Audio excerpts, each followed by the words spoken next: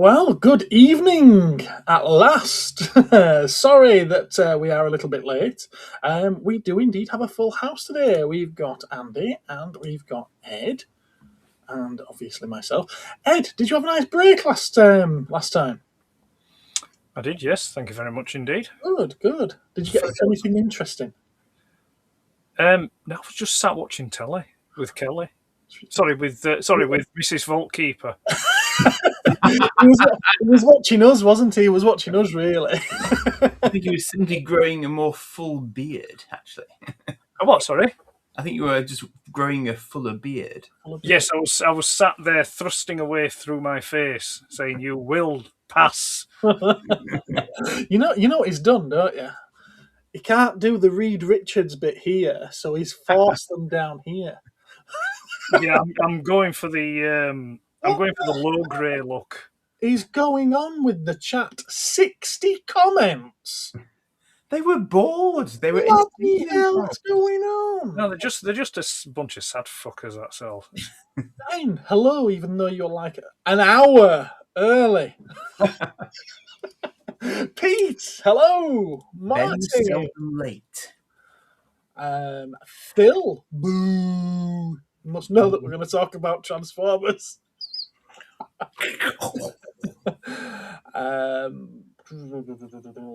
Who's next? You're chatting to each other. Josh, hello there. There's a white feather. Don't want to hit him on the arse on the way out.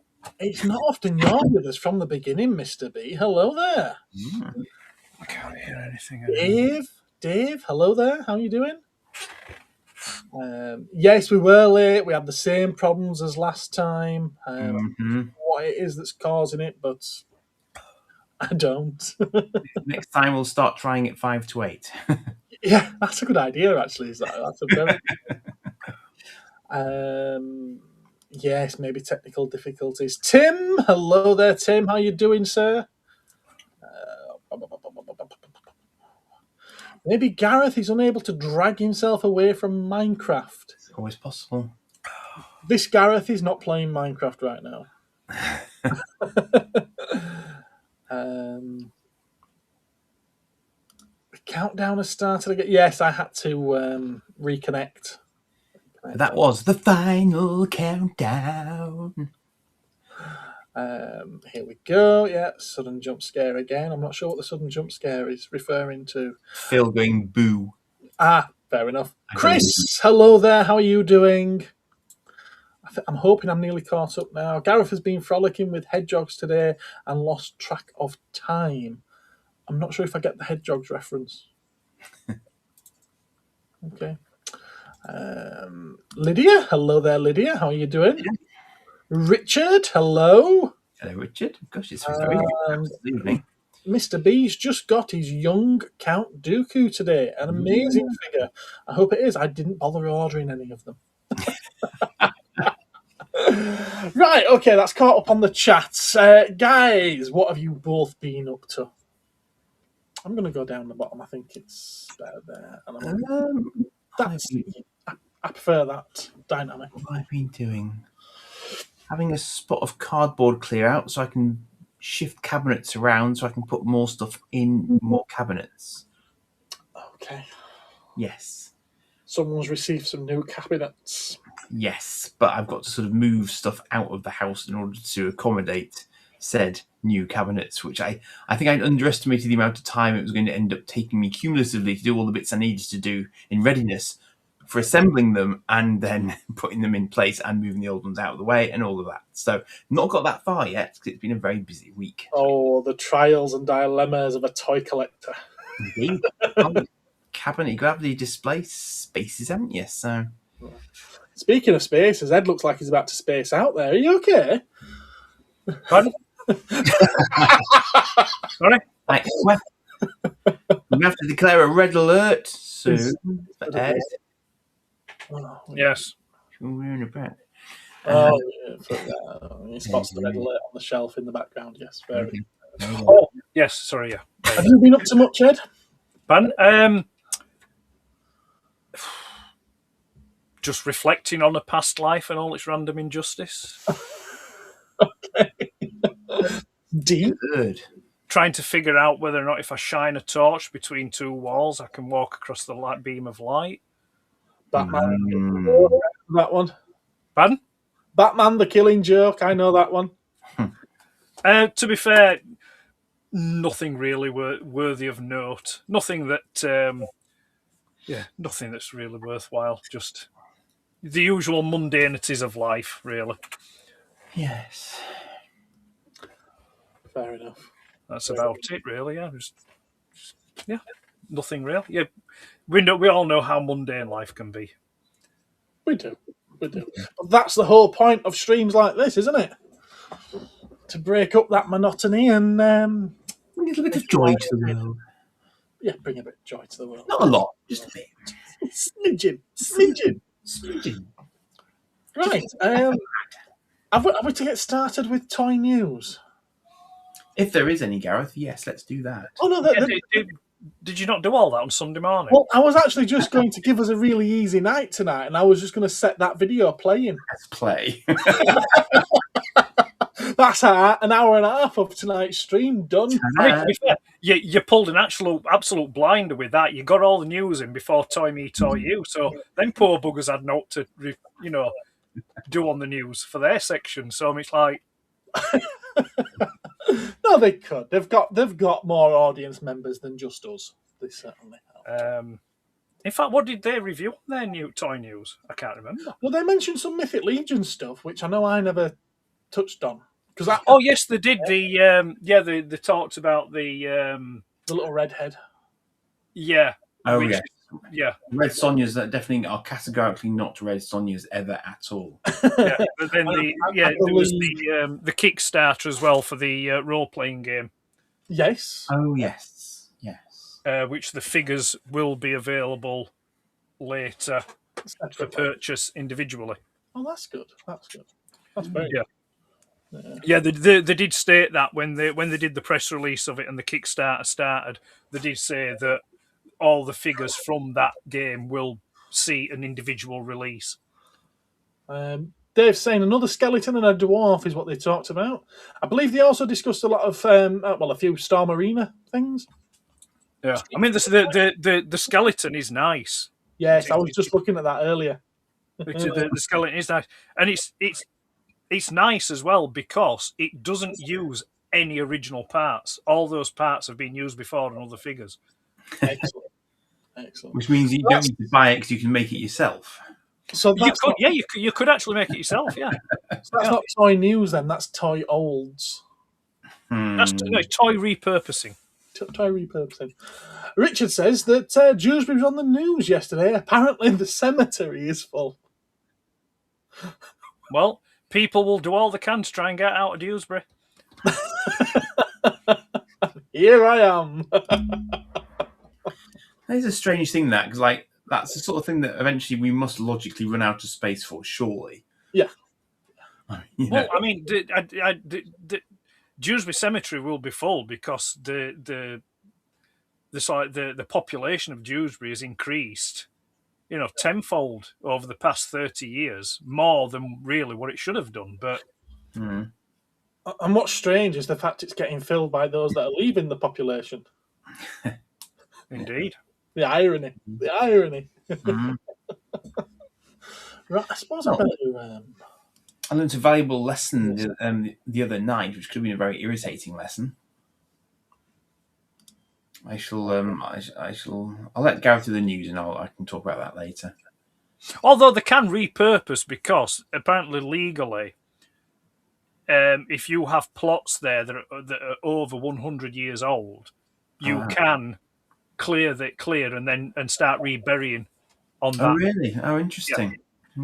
Yeah. But it has to, because it's like when people, if people want to say like develop or repurpose graveyards or grave site land, it has to be 100 years from the last person that's been buried there.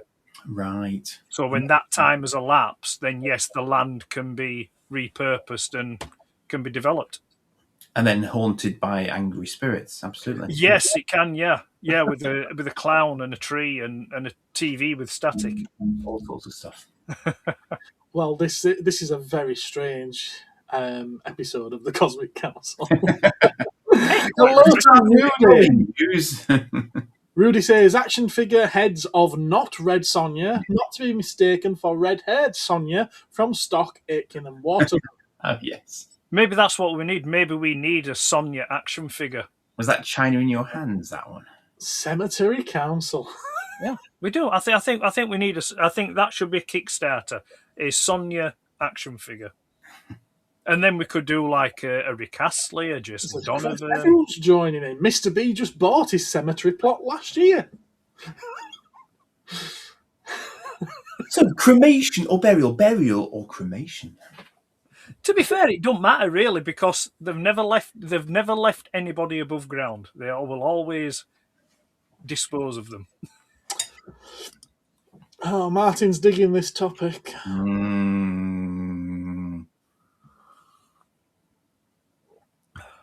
This is not a topic. Right. Toy news today consists of 2 toys. 2 toys. 2 toys. And the first one is a Transformer. You're right. You can have a nap now, Phil. Oh, that's that rubbish Grimlock from that film, isn't it? It is. It's the one that I know. I didn't realise that they hadn't already done this, to be honest with you. But apparently they haven't done a studio series, Age of Extinction, Grimlock. And then it occurred to me, hang on a minute, Grimlock's quite a big guy. He's a bit massive. You know, he's so big that Optimus Prime can ride him as a dino, you know, like a horse. He's not going to be that big, is he, Gareth? Yes, he is. Is he? Yes, he is. And I was blown away when I realised that he is going to be that big. I'm not sure if there's going to be any punters for this, though, because it's... Take away the fact that it's a Bayformer. Yes, it's a Bayformer. It looks like a load of bits stuck onto a big grey-black lump. It's Greebling gone mad. But it looks... For that, it's not a bad-looking thing. It looks like they have simplified it somewhat. Yeah. Well, they've got to do to get it in the studio series line. Yeah, I imagine that they have done. But bear in mind that this is Titan class. Really? Yes. So this is as big as the Omega Supreme that we've had. Oh. The Metroplex that we've had. The Tidal Wave that we've had. The Ark, the Nemesis. Scorponok. It's huge. Omega Supreme. I think that was the first one I mentioned. If I didn't, I guess Omega Supreme. Yes. With or without anchovies. Without. That was on my Supreme. So it's a big beast of a plastic lump, is this? Which I imagine its size is going to affect its articulation, I would have thought. The thing is, it's boring. Yeah, no. You say that about all the Bayformers, though. Yeah, but it's like supremely monochrome, isn't it? Yeah, it's 2 colours, isn't it? It's dark. If you're being generous, yes. A little grim shade of green. Was he green in the film? I honestly can't remember. I thought it was more like a bronzy colour. They were all just silvery, weren't they? Yeah, but it's. I kind of phased out by this point. But yeah, you can sit the leader class Optimus. Oh, actually, you know what? That's not an impressive feat. I've just realised what the leader class Age of Extinction Optimus Prime is.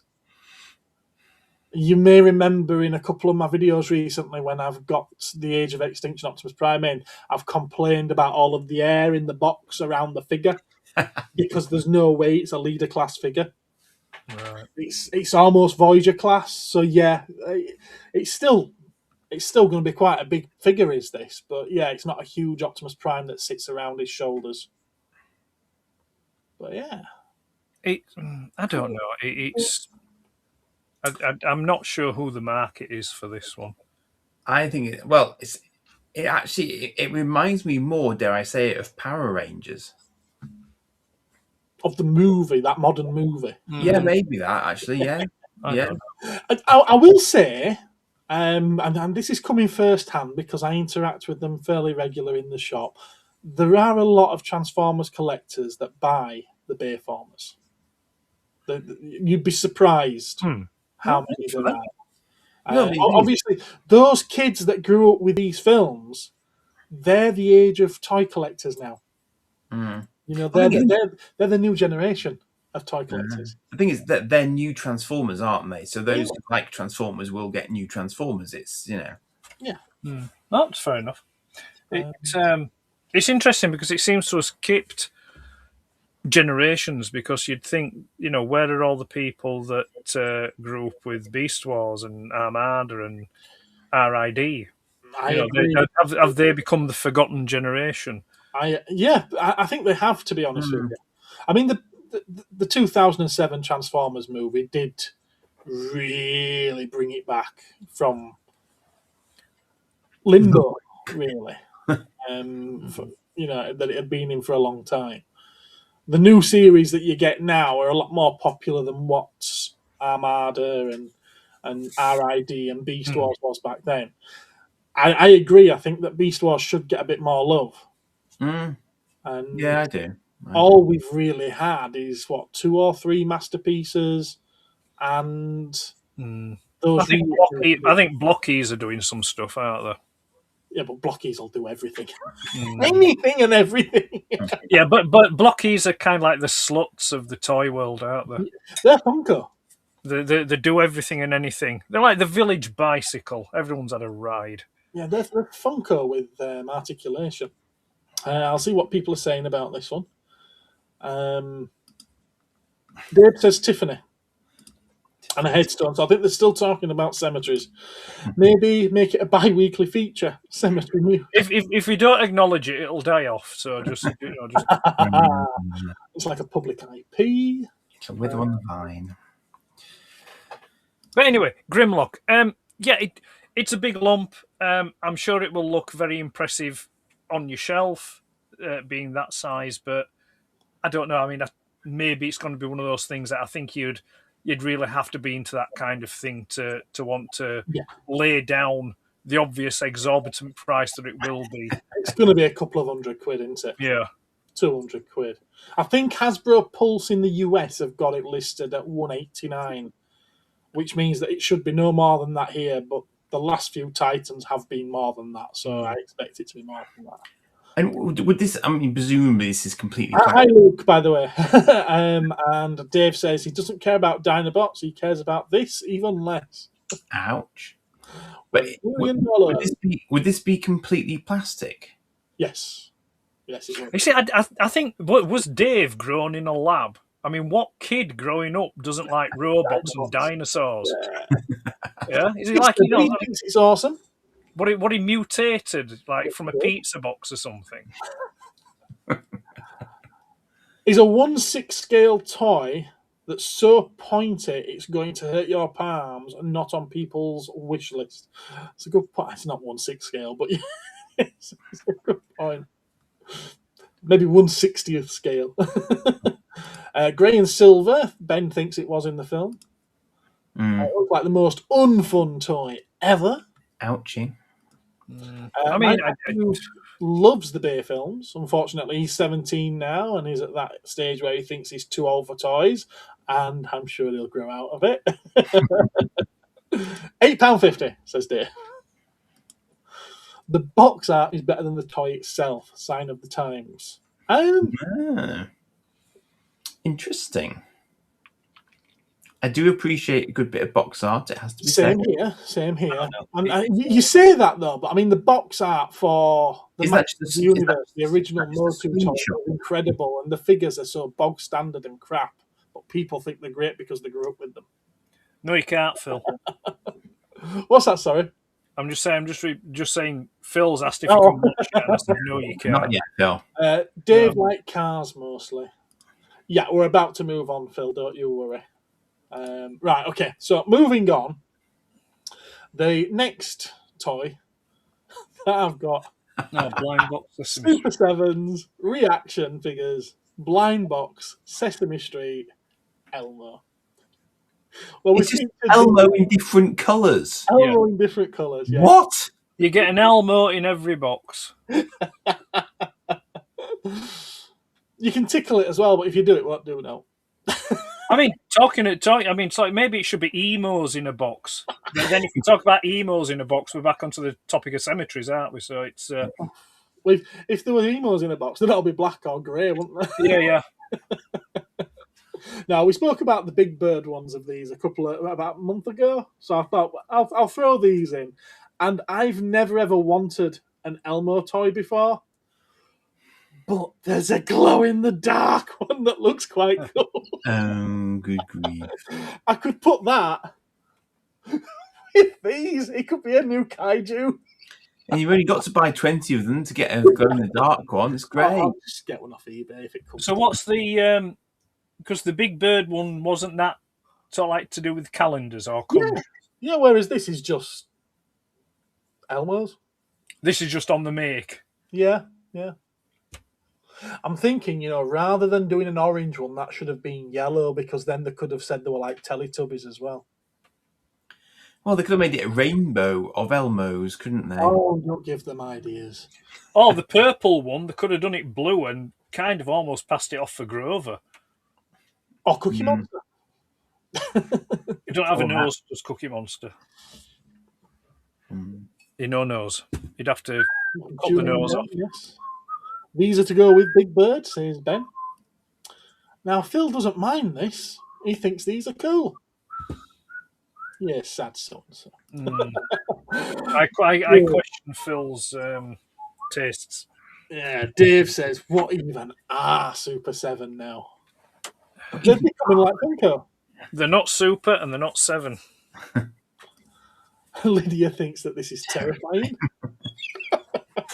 Unlike Super Noodles, they're always Super. I've got to say, though, I love the fact that they've got them all looking straight forward, but could you imagine if the eyes were a little bit wonky?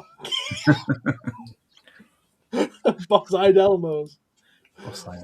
Have you tried to snag any of those Return of the Living Dead blind figures, Gareth? Return of the Living Dead. What, the reaction ones? I haven't actually, no. Why are you wanting some? I think it's a deadline myself. Oh, badumtish. Should be sold in a theme park gift shop and left there, stopping floods. Stop flood shelves. Stop flooding out shelves in nostalgia shops. Yes, well, true. Yeah, thank you, Andy. I needed that. Super 7, Blockies, Funko, anything and everything. Oh, vice versa. Well, compared to the Transformers, anyway, Phil says. So that's the news. That's all I've got for you on news, unless there's a couple of topics that you would like to discuss. Get rid of that. There we go. Share.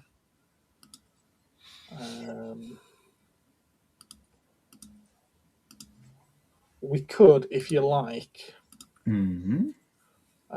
if you want to pick a couple of the things that I discussed myself on the video the other day. But to be honest, I didn't think most of them would be up your guy's street anyway. Not that I think blind box Elmos are. Footbots. Yeah.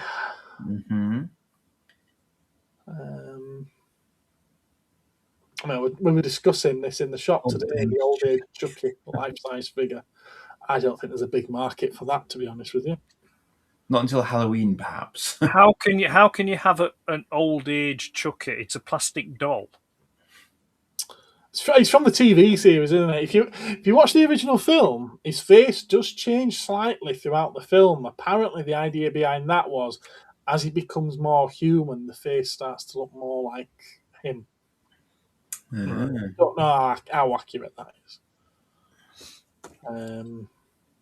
I thought the point in the first film, he was trying to get that kid because he wanted to transfer his soul into that kid. Yeah, because he didn't want to be in a doll. Yeah. But the doll's becoming more him, apparently. Like I said, I don't know. Right. I'm going to bring this up and discuss more Transformers for Phil. I like the Godzilla. That's my Godzilla. That Godzilla. What's your Godzilla? Is that? It's a cool Yeah. looking figure. That's from when Channel 4 did all the films back in the sort of early 80s, I think. This one's from 1974. Well, it's from the 1975 movie Terror of Mechagodzilla, I think. Yeah. Yeah. That was quite nasty. He got properly hurt in that one, didn't he? I think if it's the one I'm thinking of.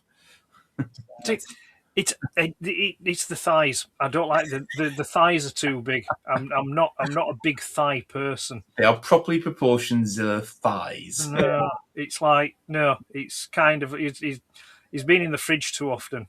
You know what I mean? I've got to say, thighs are my favourite part of the chicken. I love chicken thighs. Lovely on a kebab. I think really. Yeah, I think Godzilla needs to go on a bit of a diet. He's a bit too chunky. He's a bit more leaner. I can hear the roar though. Yeah, I can hear this. That's slapping. You can hear his thighs slapping each other when he walks.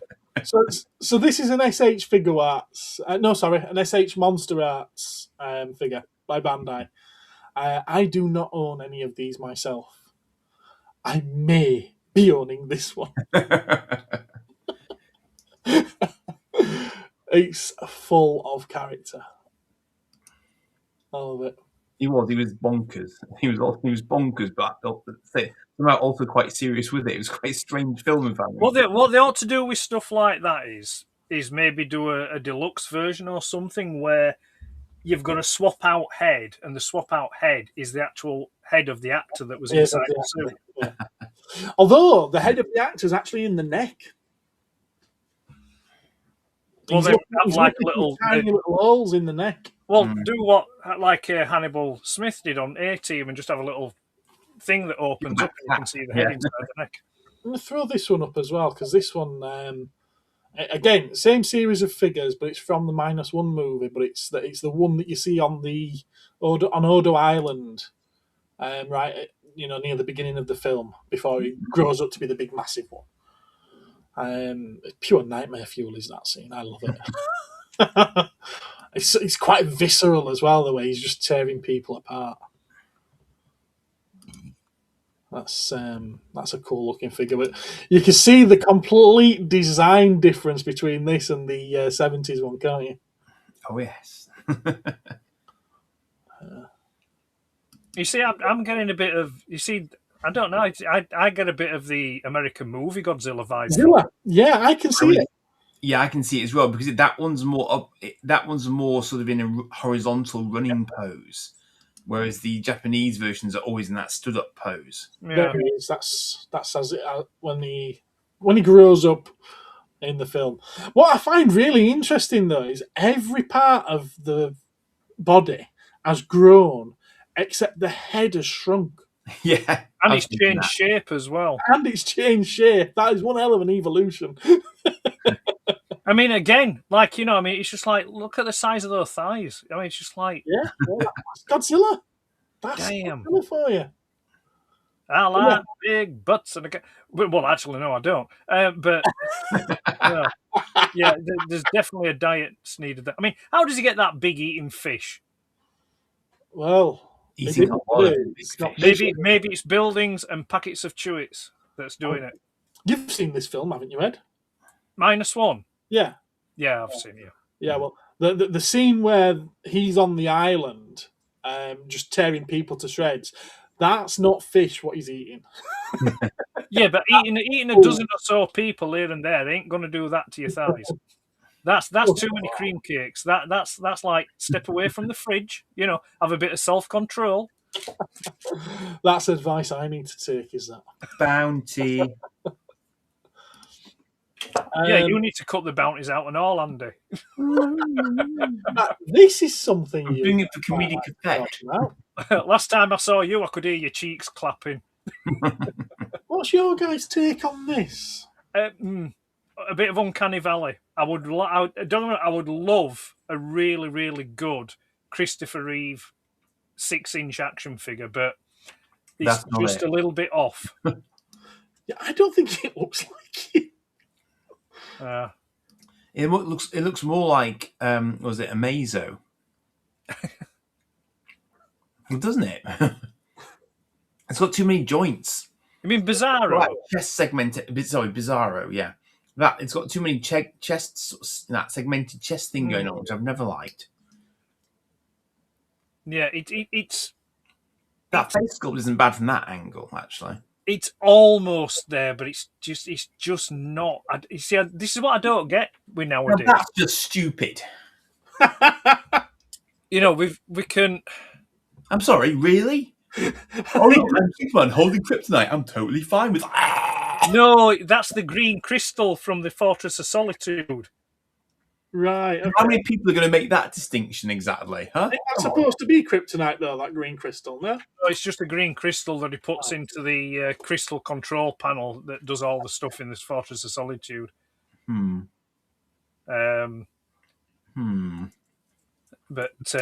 well, they should educate themselves and watch the best Superman film, which is the Christopher Reeve one. But then they'd know. I have seen it. Good. I don't think it's the best, but I suppose that gives you a close up of his face. On my own video as well. But yeah, I think with technology that we have now and scanning capabilities, etc., and print, I think they could have done a better head sculpt than that. Yeah, it's just the jointing as well. It's just no. I've never been fond of this. No, I've never been fond of that. If you consider price point as well, it's maybe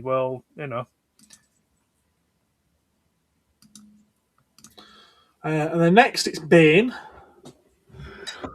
which with this one I get the impression that they were like, well, you can't see his face with this, so let's not even try. Yeah, you can't really get that face sculpt wrong, can you? No. Well, they haven't even tried.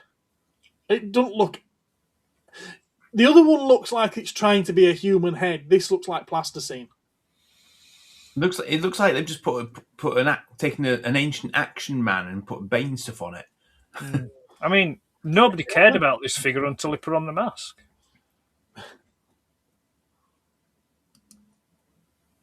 It's a line from the film, by the way. I know. Yes, I know.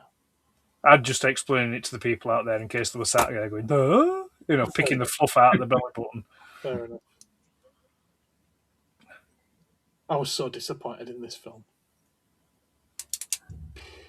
It's the lesser of the three. It certainly is. It's still entertaining, but it's not as. We'll just skip through a load of it. I kind of like this though. Yeah, it's all right. Have we got any close-ups on the face sculpt?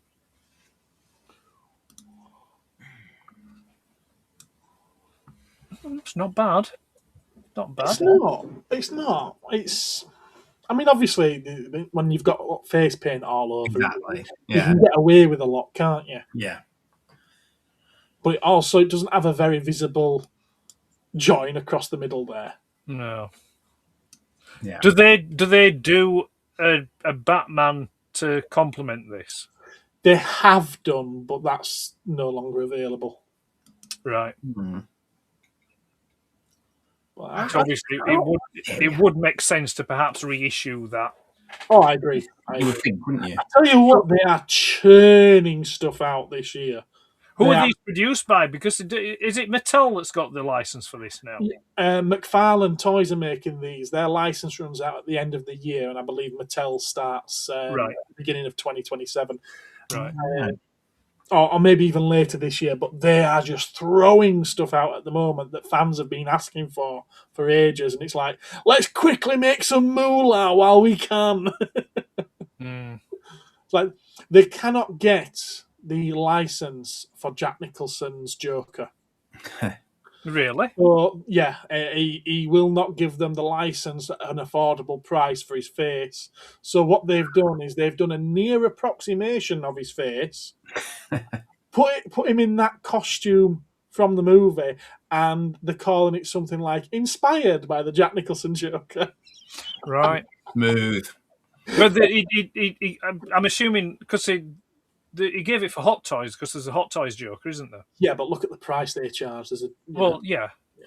I bet they put. I bet they do sort of inspired by in really tiny print, and then it says Jack Nicholson Joker in huge font. The thing I don't get, you see, really, I mean, yeah, I appreciate it's Jack Nicholson that played the character, but really the likeness rights ought to be with the film studio. Well, the likeness is his because it's his face. The character is with the studio. Yeah. But you've got to remember as well, he had a very unique contract, didn't he? Oh, yes. Yeah. Where he gets a percentage of all merchandising from the film. Nice. That's the way to do it, kids. So that's the way to do it. I mean, sadly, he's probably not going to be with us for much longer anyway, so they'll get away with doing it then. Bless him. But yeah, I think they're quite well. I like the Joker. The other two, I think there's an audience for them, but I don't know if they're great or not. Did you mention the Hammond edition dinosaurs from Jurassic World? I haven't, no, because they're not on here, and it was this particular website that I was going through. Ah, right. And I only went for what had come out in the last week. Right. I don't know if they were before that. Were they? Was that Super Gonzo? Yes, we talked about that last week, didn't we? Grover, yeah. Grover. We spoke about that on the last council, Andy. You were here for that. It's old age, then never mind. Right, yeah, and I can't see anything there about dinosaurs. Right, okay, so that's toy news done with. Remove from scene. There we go. Ooh, you don't want to see that. There we go. What are people saying? Before more, go on. How much are they? $19.99. The blind box Sesame Streets. You know what? They probably are. They probably are about 20 quid each. I wouldn't be surprised at all. Yeah. Yikes. Yes, even in the first film, he started to bleed and feel pain as he became more permanently a living good guy doll. Shin Godzilla has bigger ones. Eyes. That's big eyes. Ed, fat shaming Godzilla. Yes, I just fat shame full stop. Gynosuit shaming. No, we all like the. Well, I don't like The Office actually. You shame him if you want. Reminds me of the Chewits advert, Godzilla. Yes. The muncher of that era, really. Chewy the Chewitsaurus. Yes, Pete. I always thought the Chewits adverts are about the fourth or fifth best Godzilla film. Ed's got a thigh problem tonight. Hello, Godzilla, and welcome to Fact Fighters. Yeah. Fish full of microplastics, also big aquatic mammals. Oh yeah. Looks like Action Man.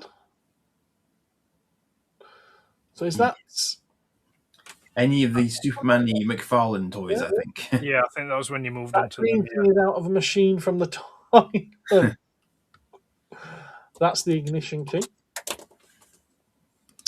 Chris says it's where the Duracell battery uses it to power it up. Yes, yeah, fair enough. Looks like Brand.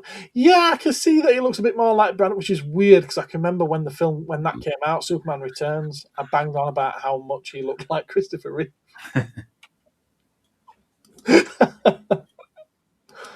If you put glasses on him, you would never know it's Superman because it doesn't look like him. The first two Reeve films are best. Would have included the third too when I was young. That woman turning into a robot terrified me. That was creepy. I prefer when they do comic-based heads. It works better than trying to mimic a real person's face. I completely agree. Muffly voice. Ed says these days they ought to be able to get the heads right. You would think. Yeah, with the scanning and printing technology. If they're allowed to do a scan, of course, that's the trick, isn't it? Heath Ledger was a damn good Joker. Jack Nicholson was still more comic accurate, though, apart from him killing the senior Wayne. Wow. Depending on the comic. Yeah, the backstory has Yeah. morphed over time, I think, hasn't it? But yeah. There's some comics where Heath Ledger is a damn good comic book accurate version of the Joker. And like you say, there's others where Jack Nicholson is very accurate. It's a funny thing because I mean, when the '89 Batman film came out, I mean, I can distinctly remember feeling that Jack Nicholson was too old to be playing the Joker. Yeah, I know what you mean.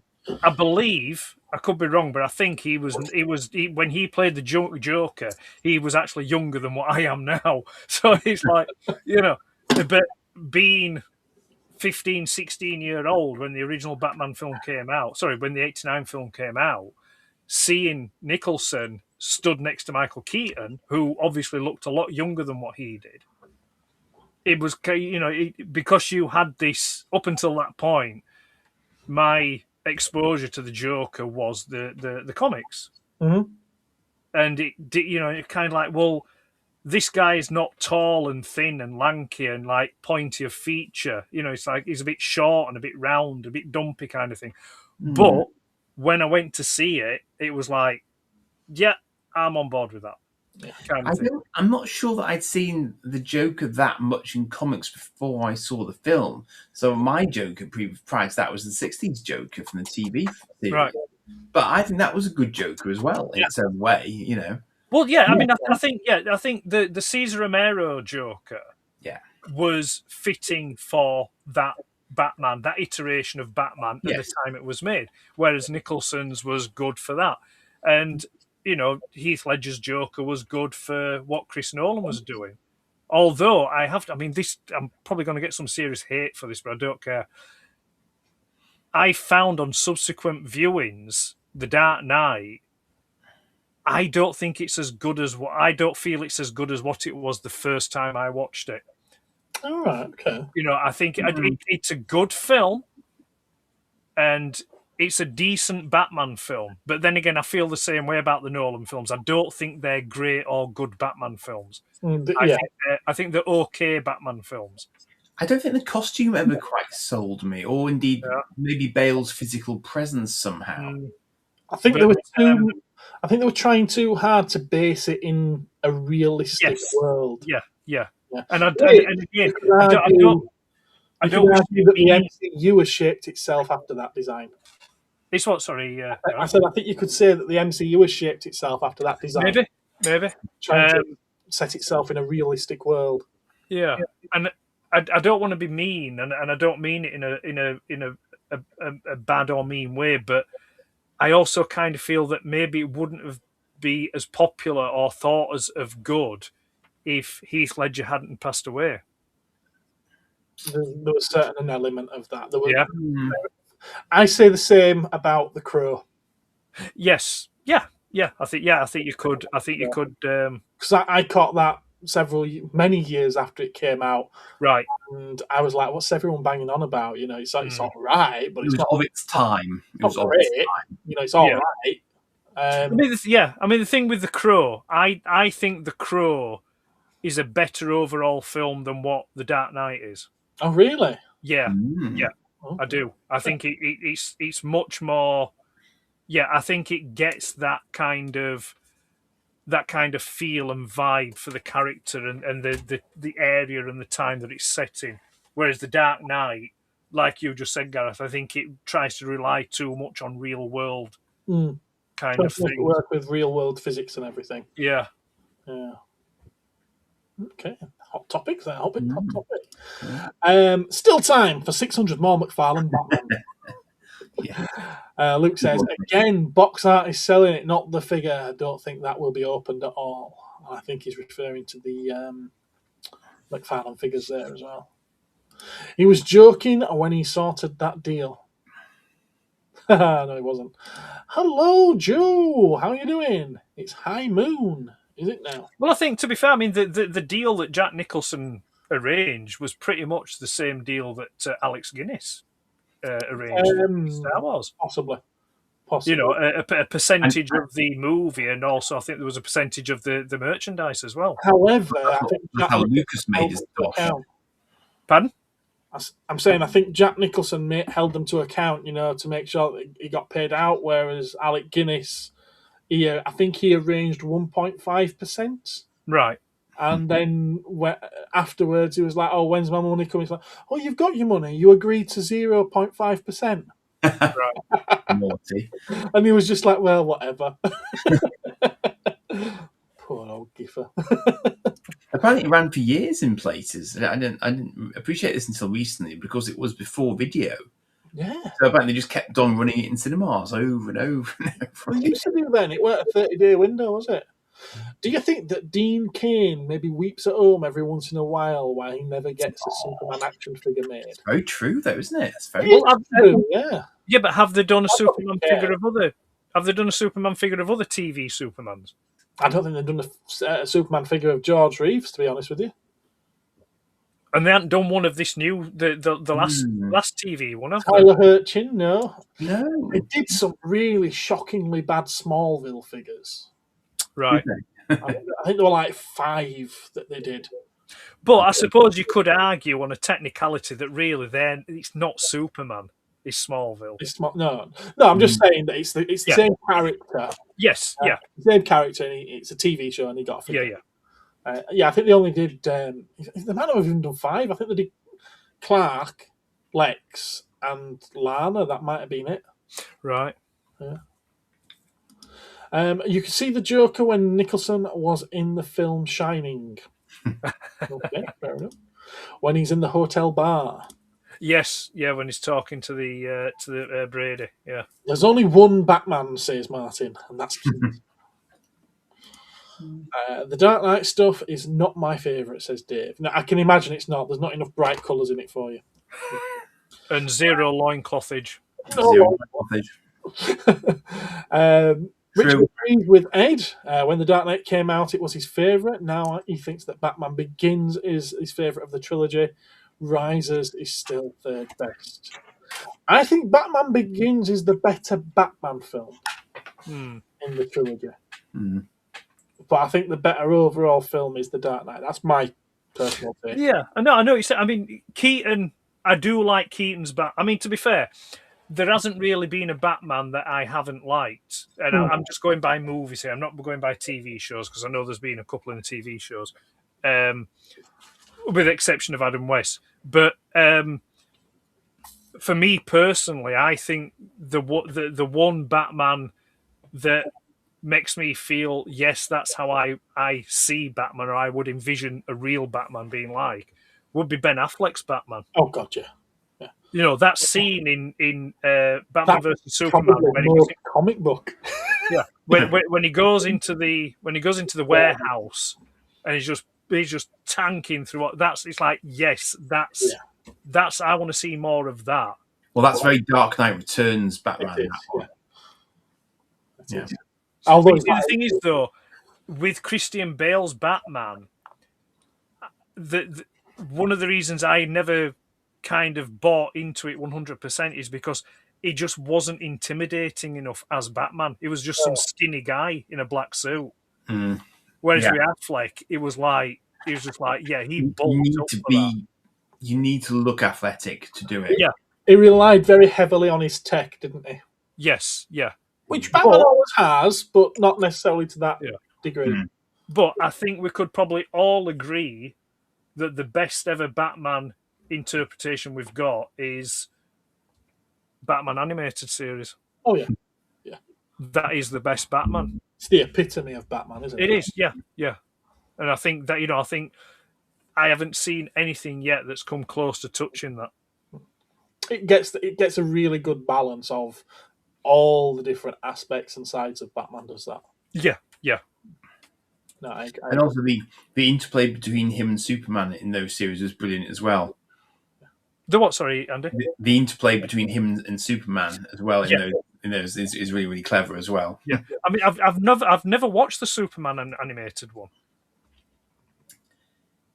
It's less good when he's solo, I think. I don't think I've watched a lot of it. But Right. when he's part of the Justice League, it's fine because he's in other company. The problem is I think they played it very goody two shoes. Right. When he was by himself. So it's kind of, it's predictable basically. But, it is what it is. Yeah.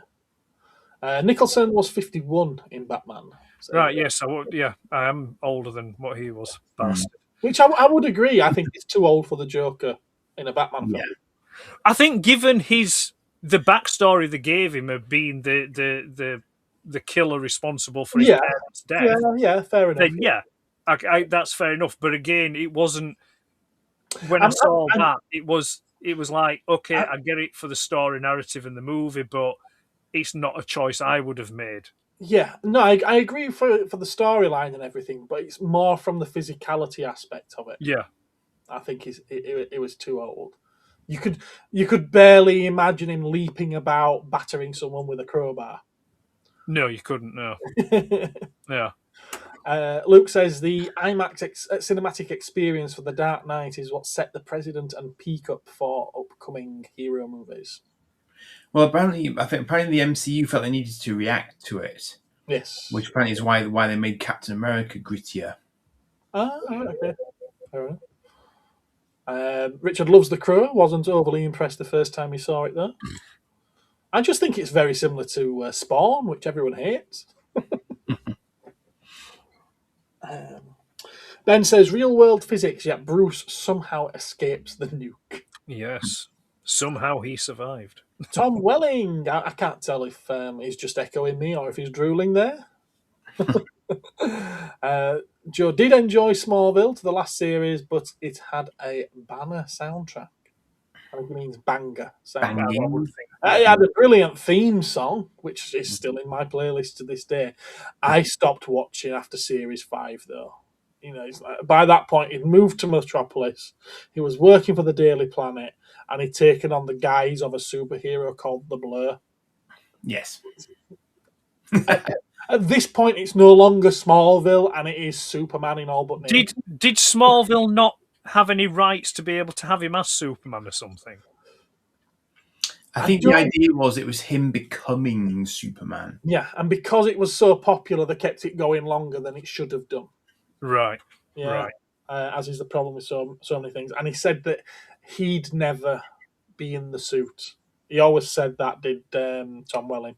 Right. And to the point where when at the very, very end of the last episode, you sort of like see him flying up into the sky.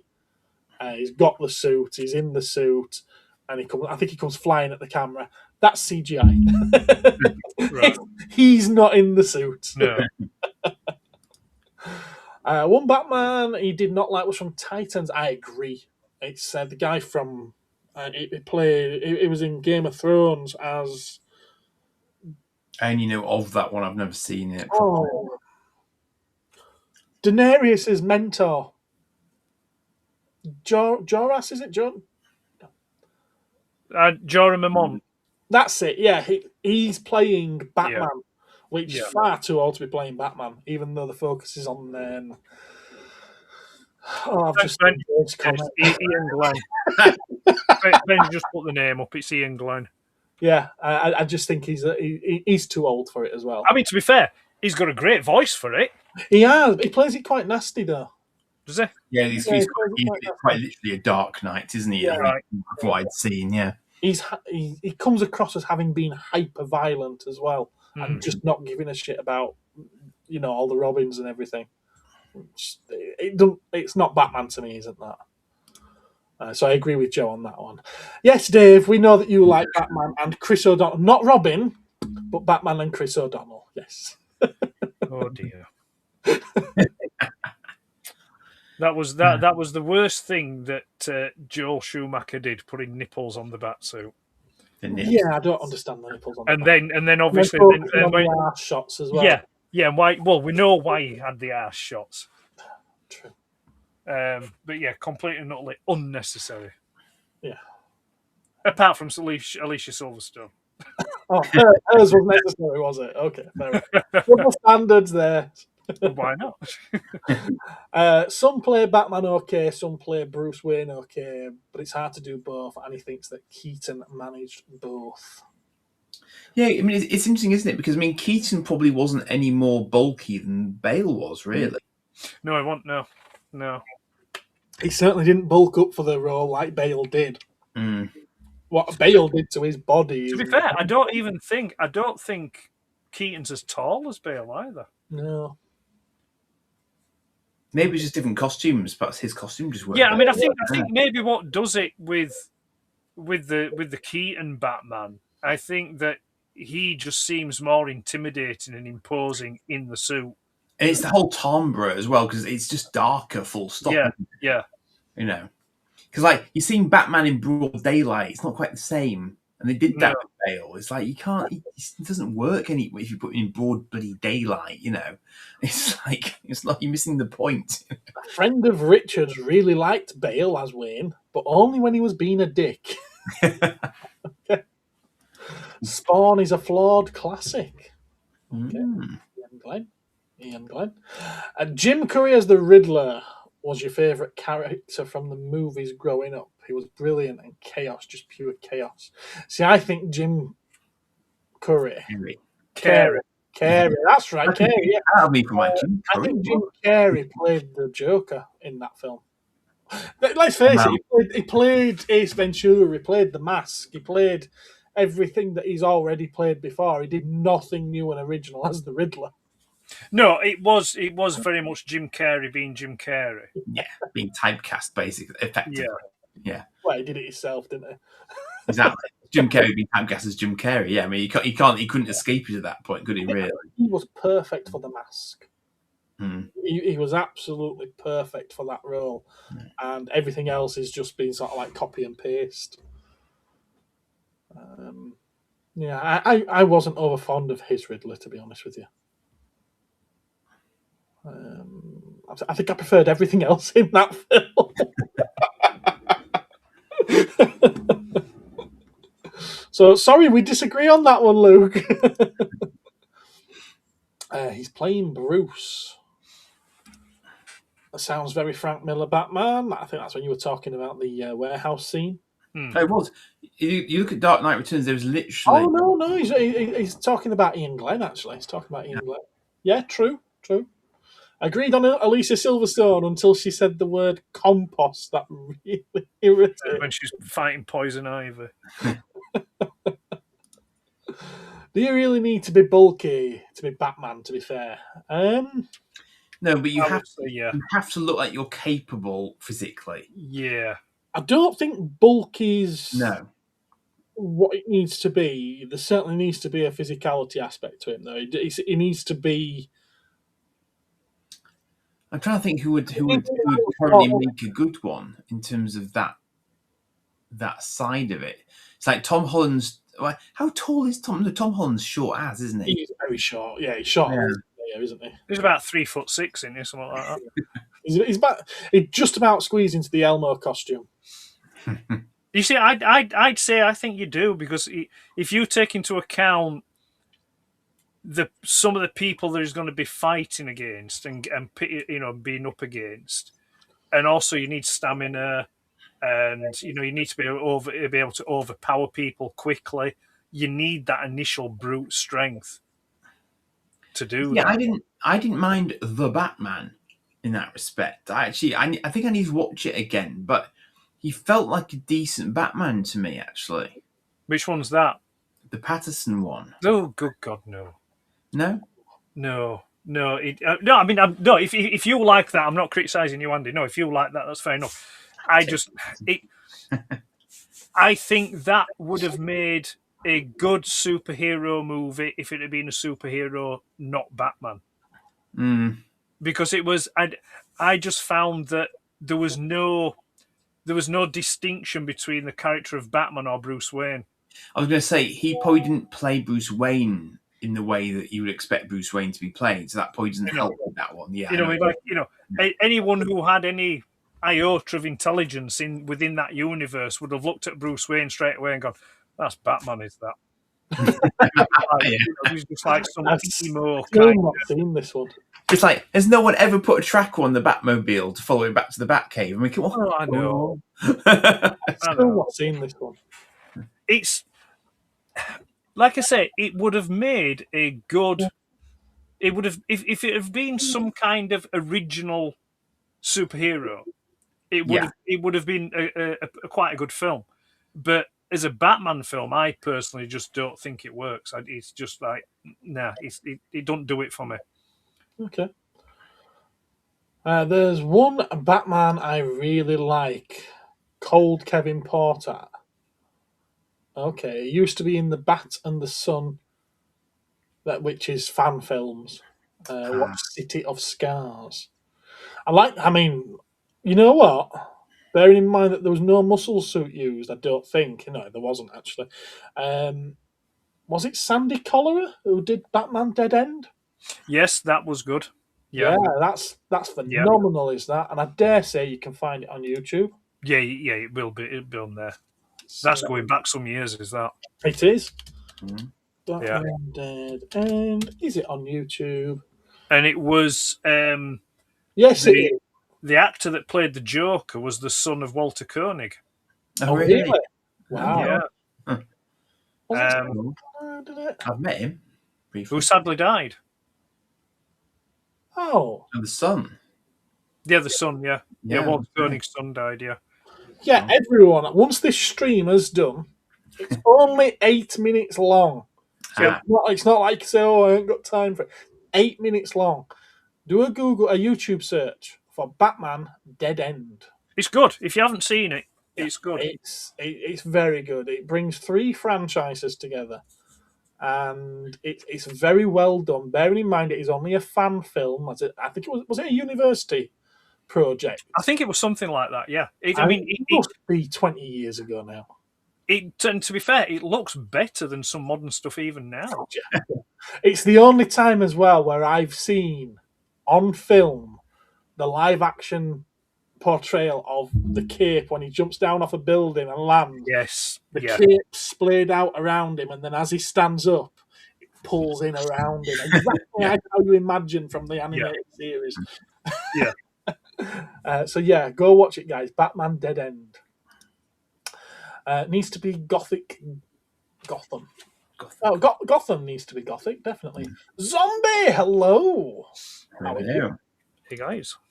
Jim Carrey was excellent in Liar Liar. I've seen that one. Yeah, short, shriveled, and always to the left. He really suited being Dr. Robotnik. Yeah, I like him as Dr. Robotnik as well, but again, he's just doing his Jim Carrey shtick. Not seen them. Not seen the Sonic movie. No, they're good. They're good, yeah. They're better than they have any right to be. Yes. Yeah. Had loads of the mask figures growing up, as well as Milo as the dog mask as well.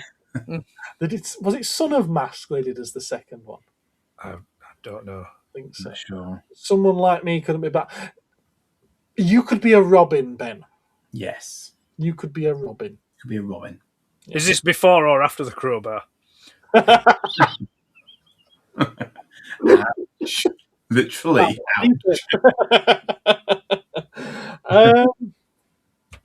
Yeah. Okay, we'll leave it at that. Yes, Dave, Liar is good when he tells the woman why all the people. Yes. Nice Due to the building, people have been really, really nice.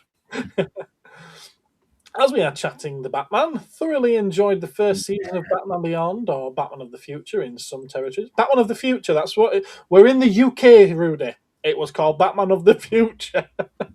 I didn't know it was called Beyond until many years later. Good series. Oh, is that the one with Paddy McGuinness? Paddy McGuinness. Terry McGuinness. I know Terry McGuinness. Chris says there was that rumour that Alan Richardson is favourite guy who plays Reacher in the series. Yeah. He's very big, though. Yeah, we see, yeah.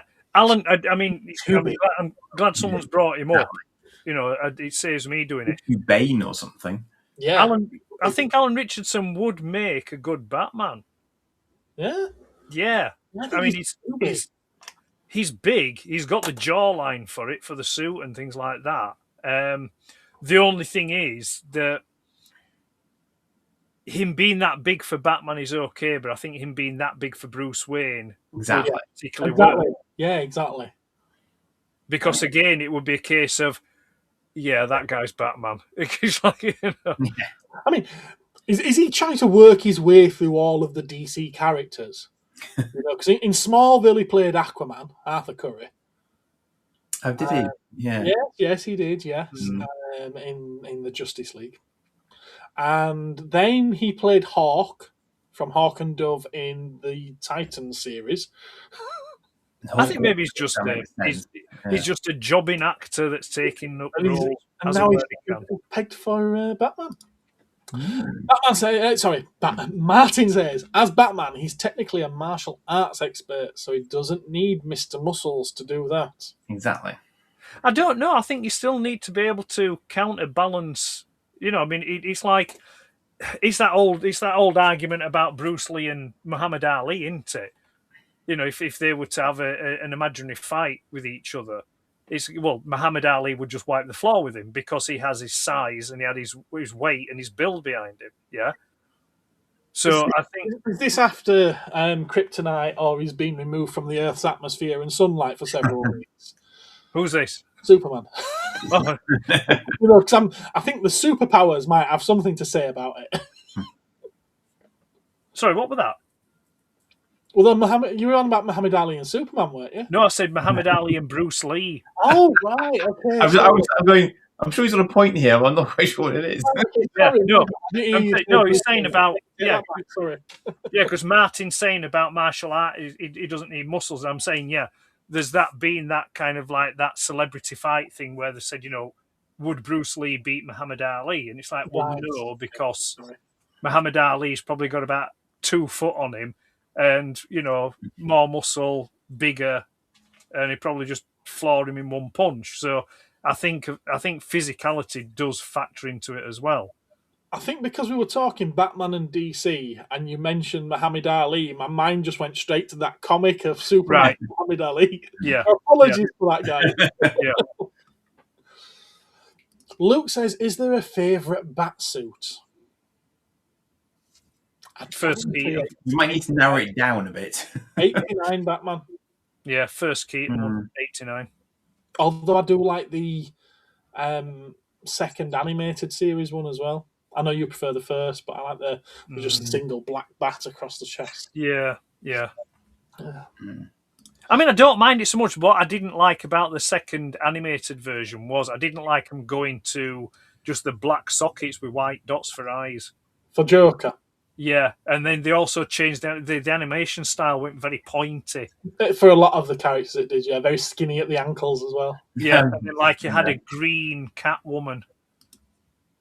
Phil liked the Batman, the Pattinson Batman. Right. So we're quickly coming to the conclusion that Phil's taste is lacking thereof. And his opinion just doesn't matter on anything then. Keaton's catsuit is iconic. Affleck in Superman fighting suit is good too. But that's because I love the Frank Miller Batman. Yeah. It's fair enough. Adam West had the ideal build, obviously. Even the dummy. Well, I mean, to be fair, he jokingly says it, doesn't he, in The Simpsons, where he's saying, no muscle suit for me, pure West. Yeah.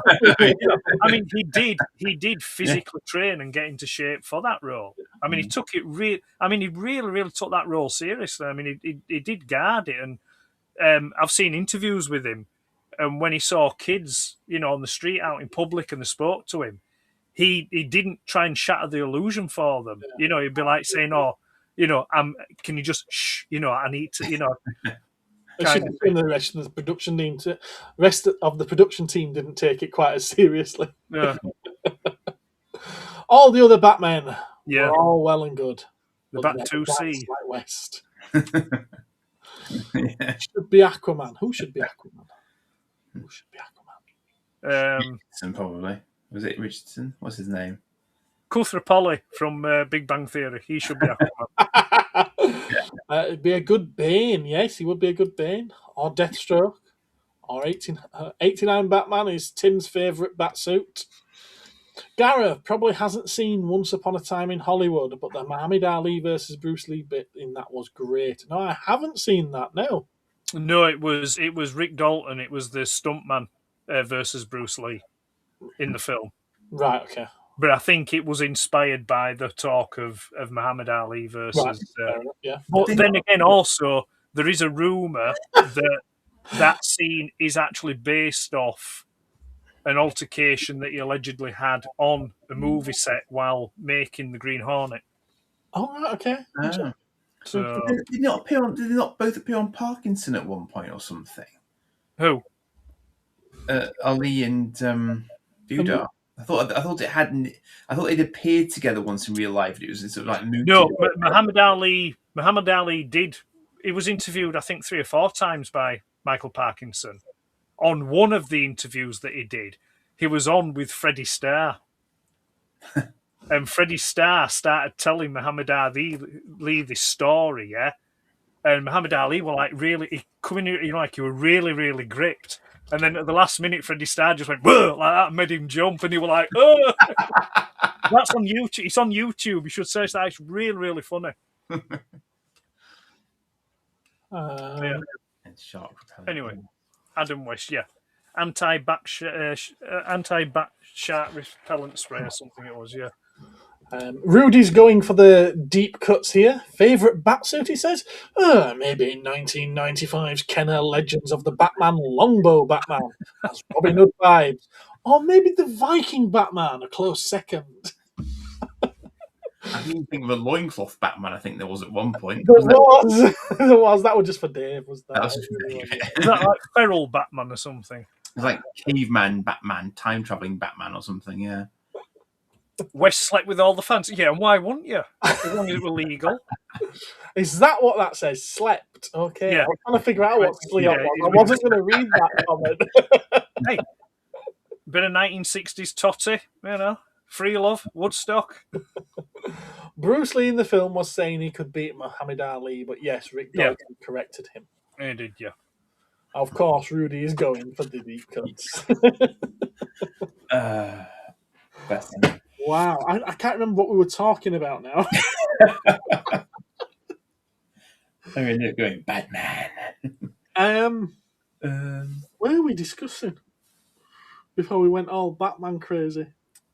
Oh, I think we were going to discuss toys that we wish we had as kids, but we didn't. is that what we're going with? No. What's tonight's topic? You suggested it. We haven't got enough time now.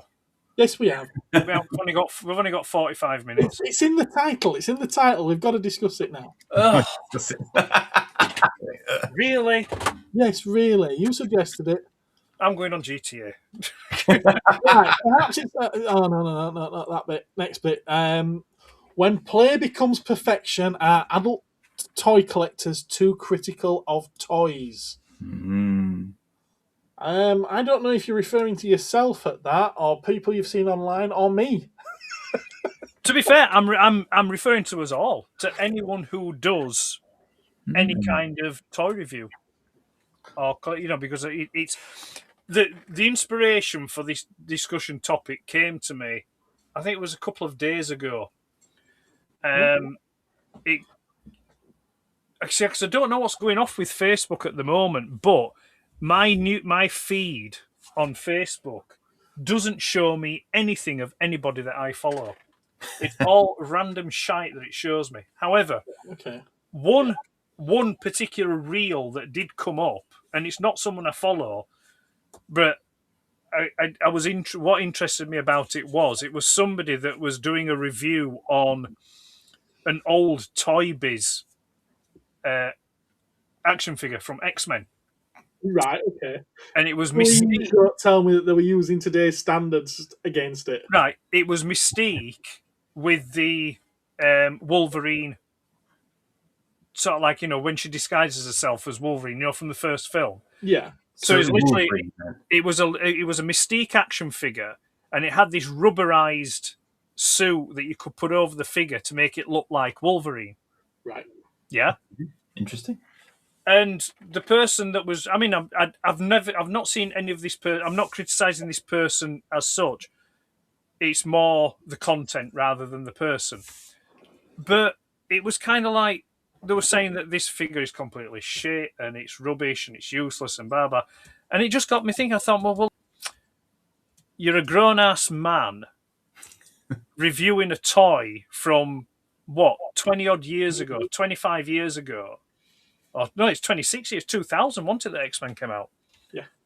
So 26 years ago, which, I thought to myself, well, maybe you're being harsh, or maybe it's a case of, maybe harsh.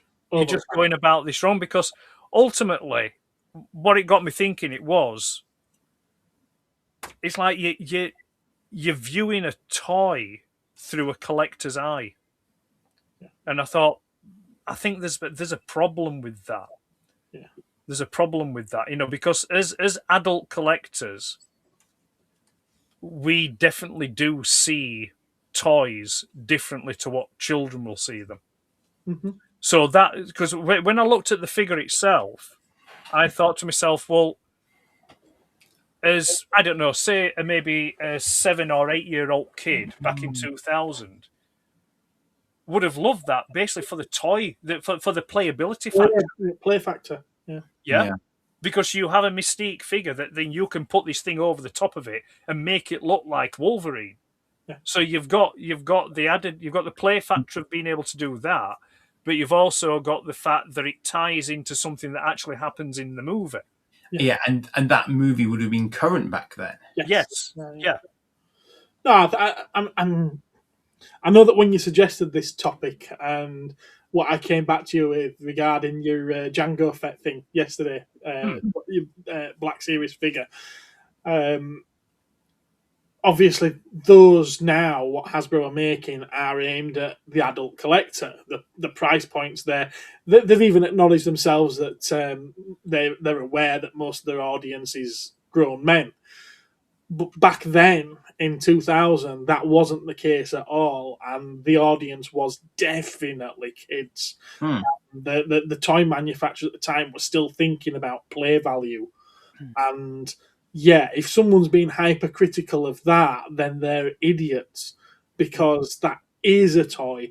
It's not a collector's item. It may have become one later, to kids that I agree with you to a point, and I see what you're saying, but they're still toys. They are still produced by a toy manufacturer. They are, but they are intended for the adult collector. They're literally making them for them now. But I think there must be some crossover. I can't see them specifically making it just for adult collectors. They have to make it appealing for parents to want to buy it for the kids as well. How many 6 or 7 year olds are you thinking of wanting a Star Killer action figure from a game that was out before they were born? I don't know. I honestly don't know. I would. But the thing is that I wouldn't want to discount it out of hand completely, because I think if you do that, you run the chance of being wrong. Yeah, you can't say what a parent or what a person chooses for a toy is ultimately up to them. Yeah, it's not for us to decide. We've had this discussion before, though. I mean, kids literally play with that, but it's not a toy.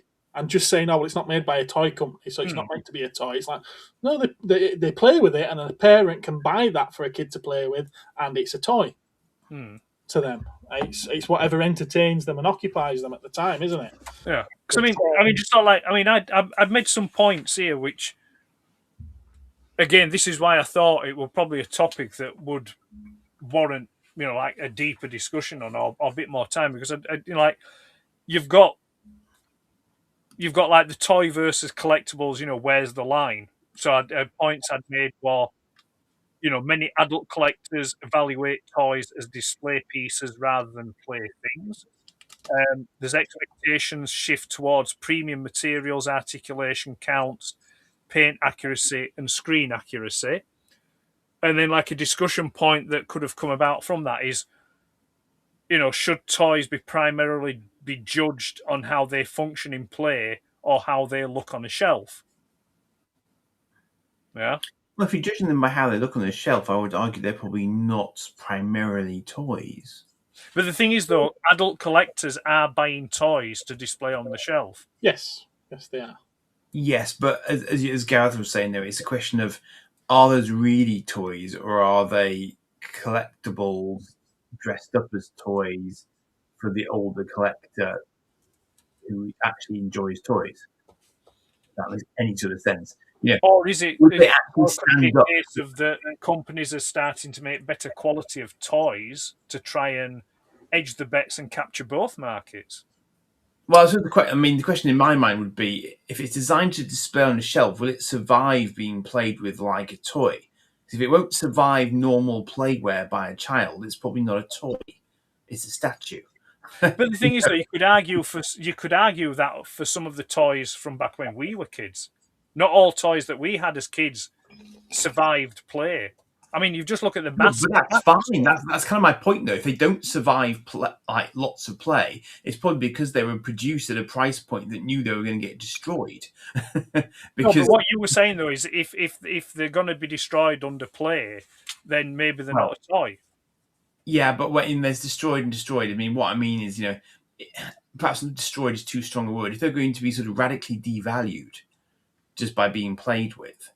But you see, you're coming at that through a collector's eye because you've mentioned the thing there. If they're going to be devalued, kids don't think about that. No, exactly. But that's exactly my point. A kid could come into my house now, pick up a Jetfire, and rip an arm off it. They don't know. That's a toy to them. It's not a collectible. But the thing is, though, it is a toy. Eyes of the beholder. It's a collectible to you, but to a kid, it's a toy. Exactly. But the thing is, though, ultimately, Jetfire is a toy because it was made as a toy. It wasn't made as a collectible. No, back in those days, it wasn't. Yeah. It's just the passage of time that's made it a collectible. Yeah. But even though you view it as there are instant collectibles. But the thing is, though, even though you view it as a collectible, it is still a toy because its primary function was a toy. You and other people like yourself have made it a collectible. Okay, but you're using your same logic then. Hasbro are literally making things now that they are terming as collectibles. Yeah. They're not even selling them as toys. They're selling them as collectibles. Yeah. So, I'm just laughing to myself because like the Sword of Omens. It's like on the box it says this is the collectible. I'm like, no, F off it. It's a toy. Oh! I mean, really interesting. They've gone full hog here. This is coming from Hasbro, is this? Hasbro offers a wide range of products targeting adults and collectors, focusing on nostalgia and high-quality specialized lines. Key products include Marvel Legends action figures, Star Wars The Black Series figures, and helmets, Transformers Studio figures, and specialized Monopoly editions. These, along with advanced Nerf blasters, which I'd not thought of Nerf because, well, they did an Aliens Nerf, didn't they? They even did a Star Trek The Next Generation Nerf a couple of years ago. So it's like they're not making them for kids. And they are marketed towards older fans who spend more on toys and collectibles. Mm-hmm. In the key adult targeted Hasbro categories, you've got Marvel Legends, Black Series, Transformers Studio Series, and Legacy. So that's their main line now they are targeting to adults. G.I. Joe and Power Rangers. Games and puzzles, you've got Monopoly, and they're targeting Twister and Bop It to adults. Sorry, they missed the word drunk. Drunk. I think it goes on about the helmets and stuff like that. Yeah, I think viewing if I was one of the marketing people at Hasbro, then I think that's kind of the marketing pitch that I would put, because I'd be thinking, right, well, if I market this as like what you've read out there, with the adult focus, I'm gonna get the best of both worlds here, because I'm going to get the adults that want this stuff, that's getting the nostalgia thing, that it reminds them of things that they had as a kid. but it also gets adults again, because if you get the adult interested in it, the adult's probably going to be more inclined to think, I like that, that's pretty cool, I'm going to get that for my kids. Yeah. So Hasbro are still getting their toys to the kids just through the adults rather than just going directly to the kids. No, what it means is they can get it past their wives, toys for the kids, when it's actually toys for them. We've all been there. We've all been there. See, because obviously toy marketing back in the 80s, it was to the kids. It was to the kids. We're marketing this to the kids, and we're relying on the pester factor. Can I have kind of thing. Where I think nowadays marketing companies are more savvy now, and they know that, yeah, we know that kids want this stuff, but we need to get at the kids for these toys through the parents. It's the parents we've got to convince. Because I think the problem is that the kids are getting completely overwhelmed by game ads and everything else, and that's instantaneous for them these days. They don't have to go to a bloody shop; they just buy it online. As well, they do still make kid ranges of these toys.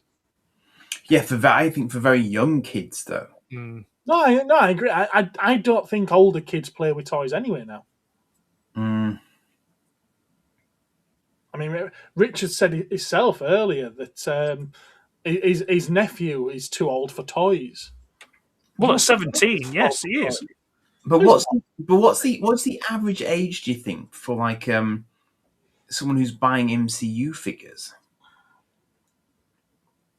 20s to 40s, from my experience. Interesting.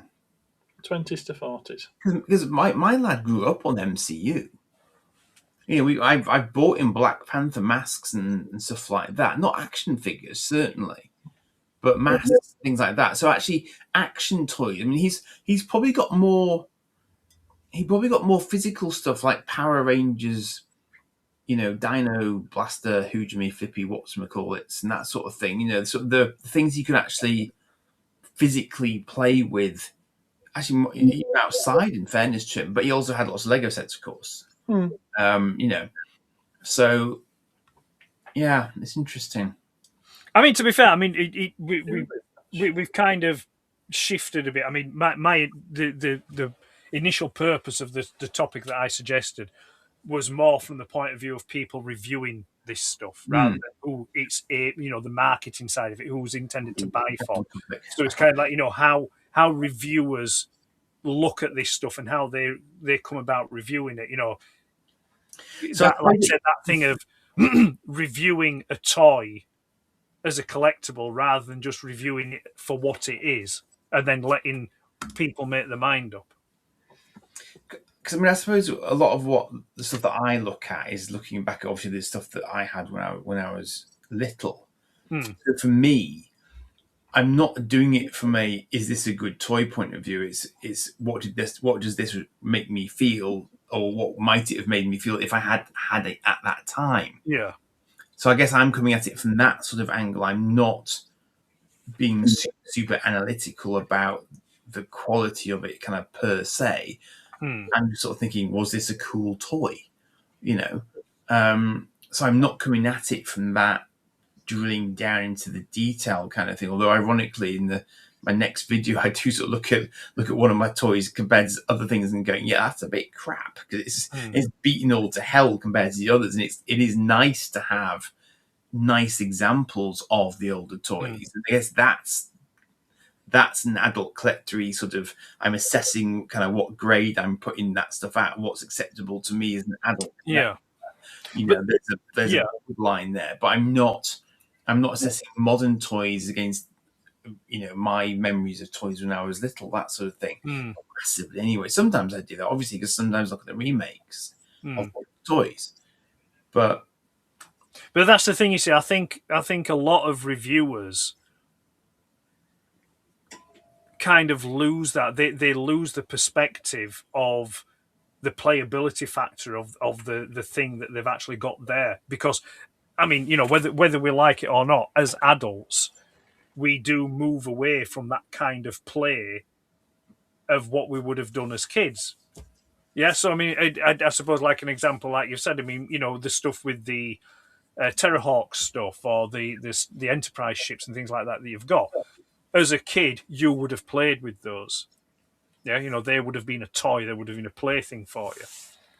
And in your reviews of the Star Trek stuff, the spaceships and things like that, you talk about them as a collectible.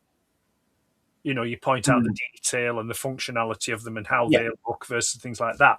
So, and because often it's my first time looking at them, so I am assessing them, I suppose, in that sense. So, not kind of, not singling you out because there's a lot of reviews that do it. So it's like it's not that the primary function of these things, especially when it comes to older toys, from the past. It's kind of they just seem to bypass that and talk about these things that's just going to sit on a shelf doing and not fulfilling their primary function, if you will. I do swoosh them from time to time. There is swooshing. Always time to swoosh. That's what it's all about. The swoosh factor. No, I'm just looking at my notes here. Don't spoil the plot to Toy Story 5. Yeah, because I mean that was something else that I'd put. I mean, like I said, these were just bullet points I'd put, to generate talking points. Like you have the collector standard versus the kid standard, which is like adult collectors often apply standards closer to what you'd apply to, say, model kits or statues, where you go for the detail and the accuracy and kind of things, where kids, they, not that they probably think about it, but, in there somewhere, they're just bothered more about the durability of the toy or the imagination triggers or the playability or the ease of play or ease of use rather than over accuracy or detail. Yeah. And it's like,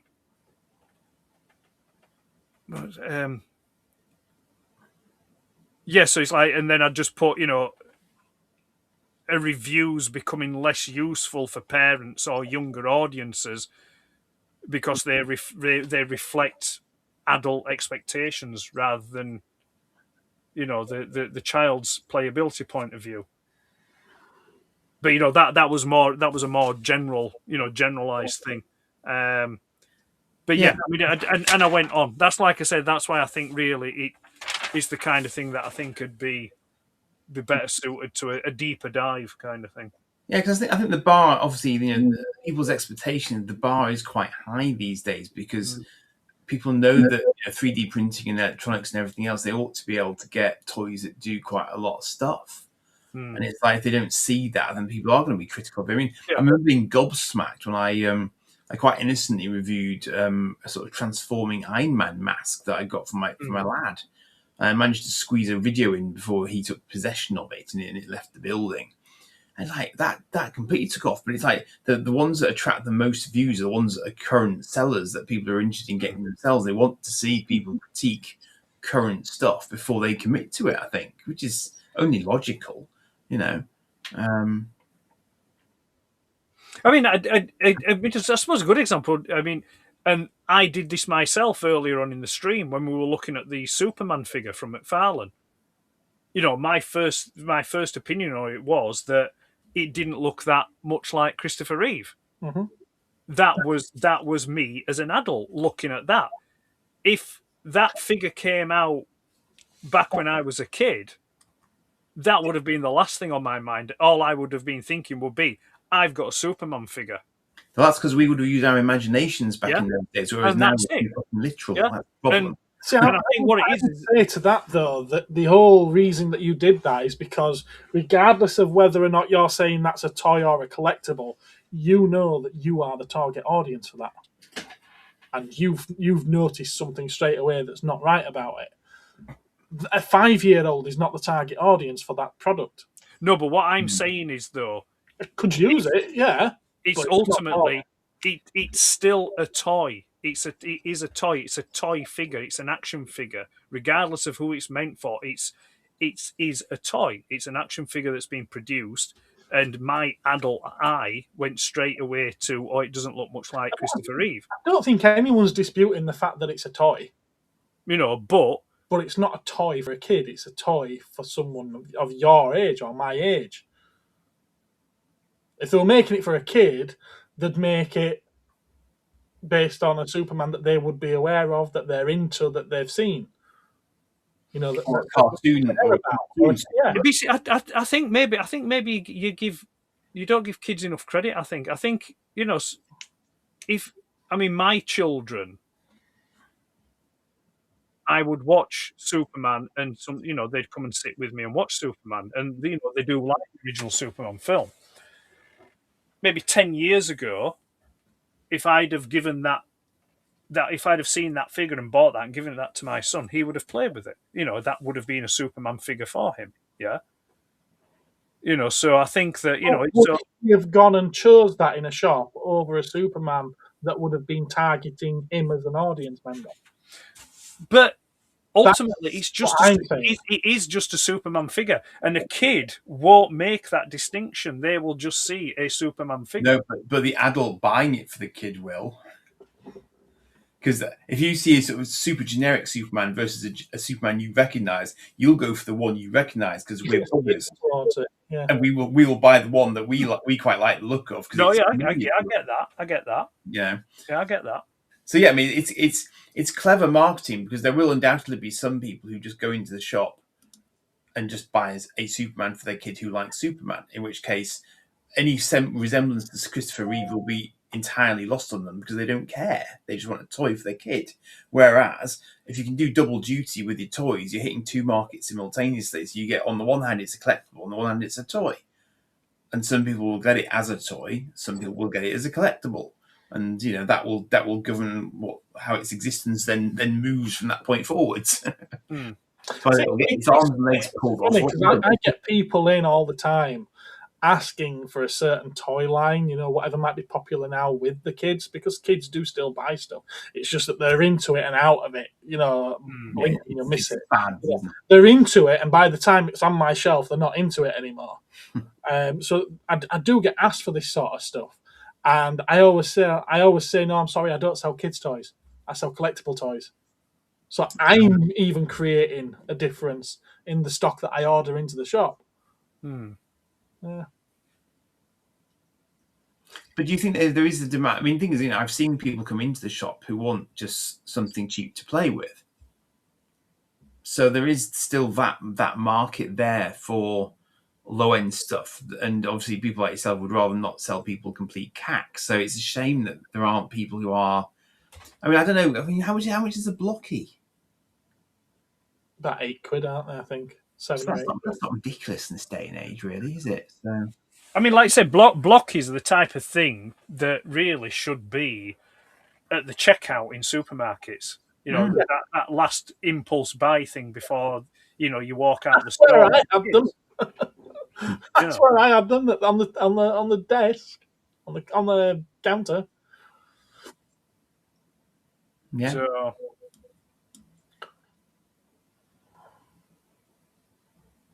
hello, by the way, Steve. How are you doing? I did find it amusing when everyone who was in the chat with you every day, calling you by name, didn't recognise you at all. And they're like, "Hello, Stroke Mondeo." We're using his superhero name here. That's why. That's right. Yeah, that's right. I think I'd have a stroke if I had to have a Mondeo.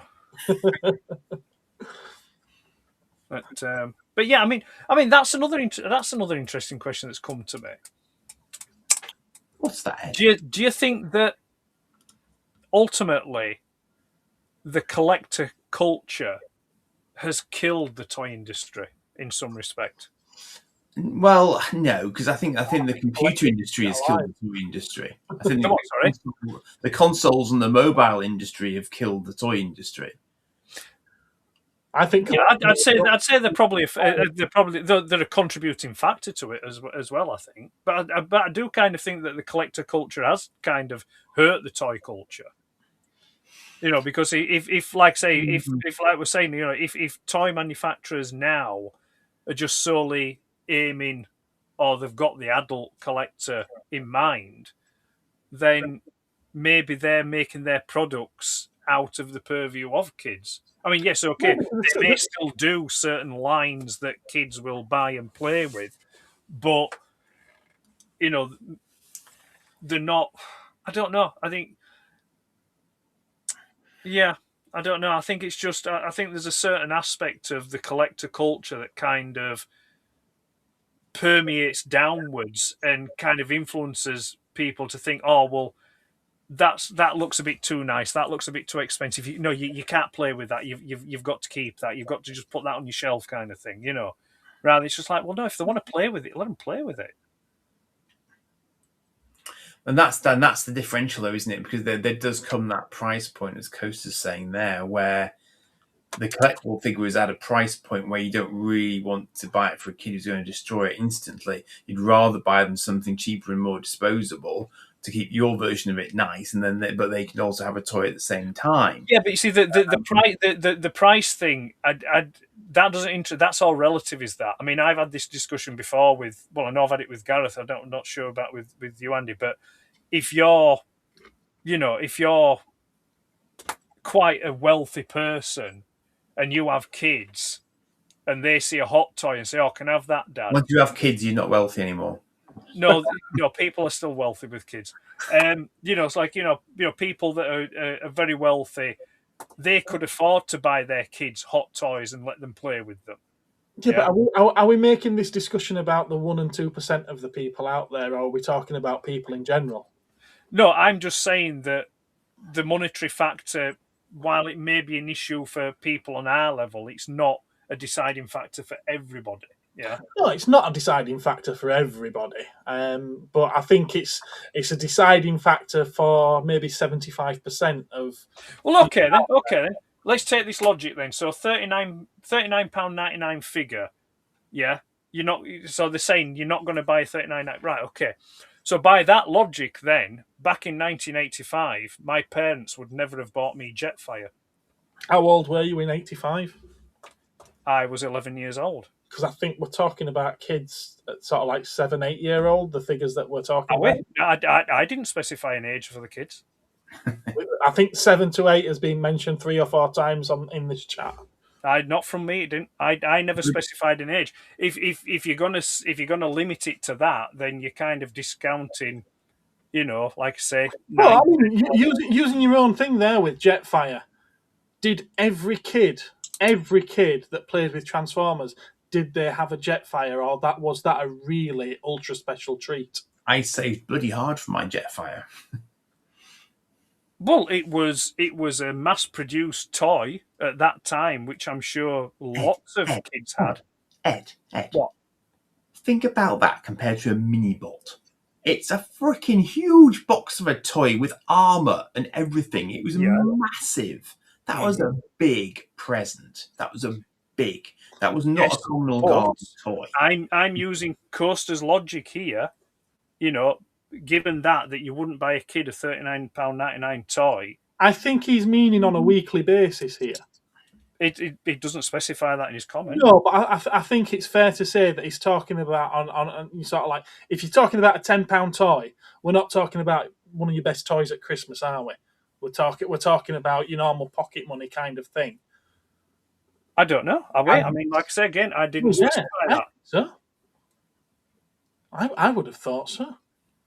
Yeah, I mean, it's interesting though. I increasingly feel out of touch with these things because obviously I don't buy these things very often from in a sort of a normal sense, by which I mean I'm buying older toys that are at that sort of price point because they're old, but I don't really know what the price points are for modern toys.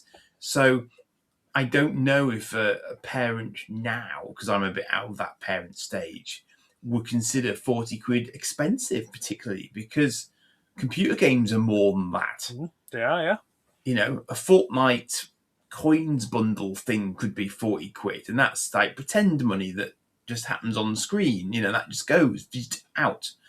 So, I don't know that there is that sort of, what do you call it, price elasticity of demand or something like that, where that's what's actually the driving factor for people getting or not getting something.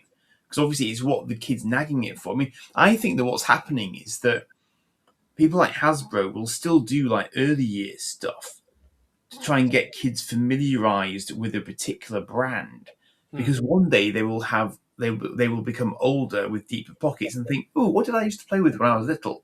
What brands did I enjoy? Oh, Transformers. Oh, look, there's Transformers I can buy now that I've got more money in my pocket. I want to build a collection because, I can. And, so they want people to come back round to it, which means they've got to keep people buying toys at some point. But then there's this gulf now where, as you say, when we were 10 or so, we were getting hit with comics and cartoons. We didn't really have computer games massively at that point. They were on the verge, but we weren't quite there yet. So all we had was catalogues full of toy pages, not full of, not electronic catalogues of other stuff. So really, where else was our sort of play money going to go? Bikes, yeah, sure. Things like that, real world stuff, yeah. But toys wise, there was a much broader range of toys available to us in that peak time of the 80s.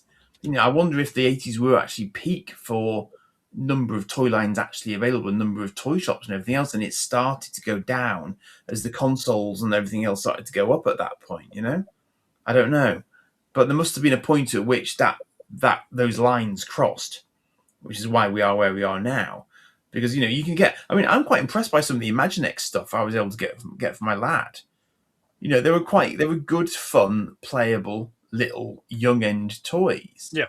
And even the adults getting them will say, "Yeah, that's Batman, that's Superman, that's Power Rangers." I get that. I enjoyed those for myself, so I'll get. That's what I will get them. But obviously, as soon as people like Toys R Us started dying, that sort of volumetric toy place obviously started to struggle. Was struggling at that point. So that's kind of where we end up, isn't it? So I don't know. I don't know that adult collectible toys has caused the toy market to sort of disintegrate at the end. I think it's more an effect of the fact that toy companies didn't want to die, so they had to go somewhere else. And they realised that actually now the people who used to have all those 80s toys will buy them again because now they've got money in their pockets. So I mean,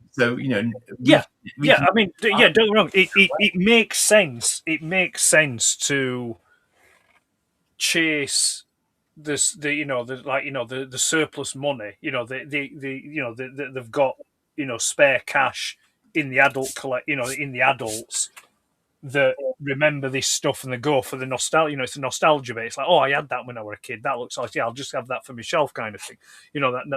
That nostalgia and disposable income that people have got. I get that, and yeah, but I do think that there's many factors that are probably. I don't think it will kill it entirely, but it's certainly hurting the toy industry. And I think collecting and collectibles is one, but I also think like you mentioned, the major factor, I think it's just the online gaming. It's that, and because kids now, in my point of view, they're just so isolated, because they're just focused either on their phone, on their tablets, or on their console or computer. Yeah. The only interaction that they get really is probably when they go to school and, they're in a classroom, but then they're just focused on whatever it is they're trying to learn or take in, kind of thing. Because even now, I mean, where I live, I very rarely see kids actually playing out. Kids just don't see me actually, because I agree with you on that one. But not an argument, but a flip side to it, I would say, is that the ones that you do see hanging out with other kids are the only ones that are causing problems. Getting together in gangs and going around, being absolute arseholes. You still get that. It's funny how that mentality is still around. Yeah, well, that's parenting. That's just mob mentality, isn't it? And the thing is, if they haven't got the money for games or toys, then that's what's going to happen. Well, because they're bored. But Yeah, but you see, we're going down a route that probably isn't so great for a toy channel. But no, I think back when I were a kid, we didn't have a lot, but we didn't go out causing trouble like what kids do now. You didn't, but there were kids that did. Oh, there were. But I mean, that's literally why you had Barstool back when you were a kid. But I don't think it was prolific as what it is now. Yeah, but we're old and we're looking at the world, and isn't it gone to shit? And it's like, but it's like, it's rose tinted spectacles, isn't it? Like anything else. When you were that little, you weren't noting down the stats of violent crime and stuff, and not all of it might have been getting reported, and but people had the fear of God back in those days and all that sort of good stuff to keep them in check. And it's like, there's all sorts of routes we could go down here, but I know what you're saying, but I would definitely argue that there is. I mean, over the time that my children have certainly been at school, and friends that have currently got their kids at school, the way that kids are in schools and their behaviours now is far, far worse than what it was when I was at school. There's no respect. There's no. They don't respect the teachers. They don't respect the adults. Because there's no consequence for them. Mm-hmm. Whereas when I were at school, if you stepped out of line, you were pinned up against the wall. And and it was a case of there was consequences for your actions. Now, kids at school now, they step out of line. It's like, would you like to go to a room and talk about what your issues are? It's like, no, they just need a slap. Well, to be honest with you, I never got a slap, and there were no physical repercussions from any of the teachers when I was at school either. And the behaviour was pretty much the same as what it was when you were at school. You had to be really, really bad to get a detention, and most of the kids that did get a detention just walked out without going to the detention. Yeah, but to be fair, you went to Thornhill High, so it's like... Does it matter? It's still a school. It still had to conform to a curriculum and rules that are governed. Yeah, but you have. There's certain levels and standards of schools that you can go to. Bullshit.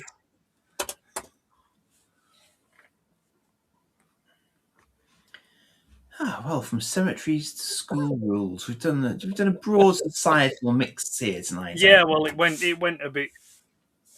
bit arse, didn't it? Because we. So was there any toys? We went off topic. Did we? Pardon? Did we? We were discussing the topic that you suggested. No, the topic I suggested was from a point of view of reviewing, not purchasing trends for adults and children.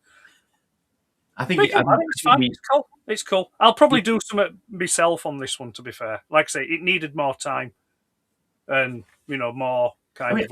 I think a lot of it actually comes from the age of the reviewer as well.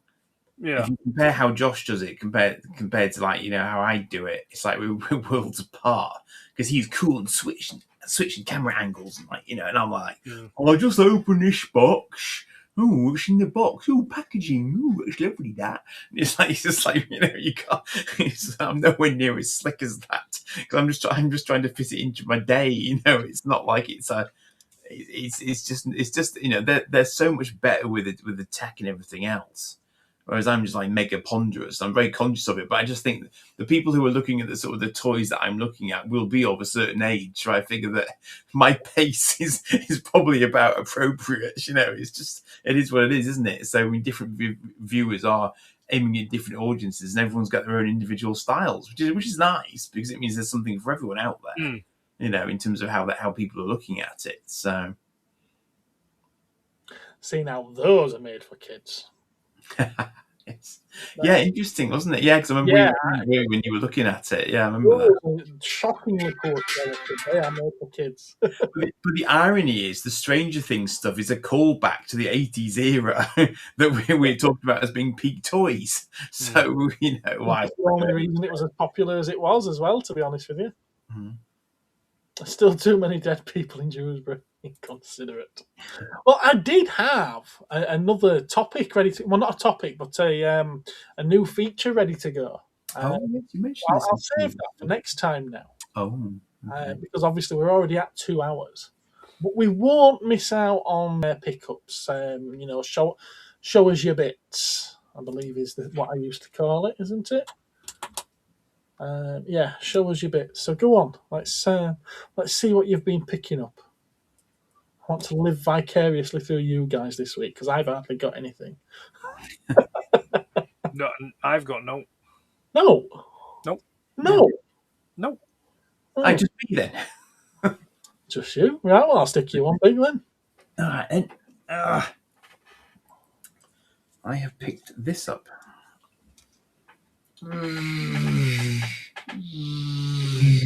See? Swoosh. Swooshing. Very swooshing. nice. Very nice. So, Kenner die-cast tie. Lovely. Nice and white. And I held out for one that's actually got the back bit and a little Darthy in it, who isn't Darth at all. He's just a totally standard TIE fighter pilot in a black spacesuit. Everyone's getting die-cast. You're showing die-cast. Richard's just got a Hot Wheels reptile wagon. And Luke has just inherited his godfather's bus collection and it's opened a new thing for him, which he loves. Hey. And Steve got some Airwolves today. No, Steve got all the Airwolves today.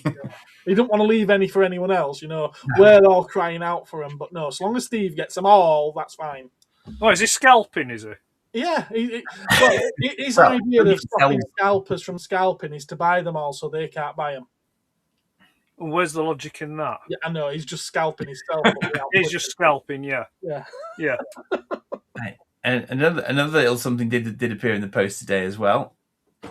Because I haven't got enough of these already, obviously. Why? Why not? This is a translucent bird of prey. It's partially cloaked. Partially cloaked. Very good. And still electronic. Apparently this was an exclusive. So I am somehow approaching a full collection of Diamond Select large starships. I don't know how that's happened.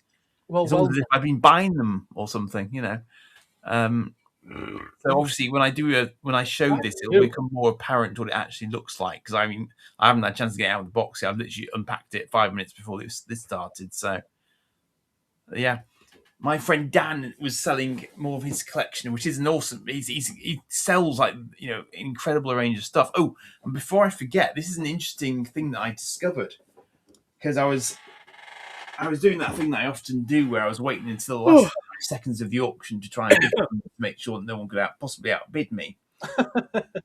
And then eBay stopped me because what I did was I bid very high just in case, and I put in a bid that was actually above the buy it now price just in case there was something really stupid happening. And eBay didn't let me bid above the buy it now price, so I couldn't bid, and I didn't have time to actually put a bid in.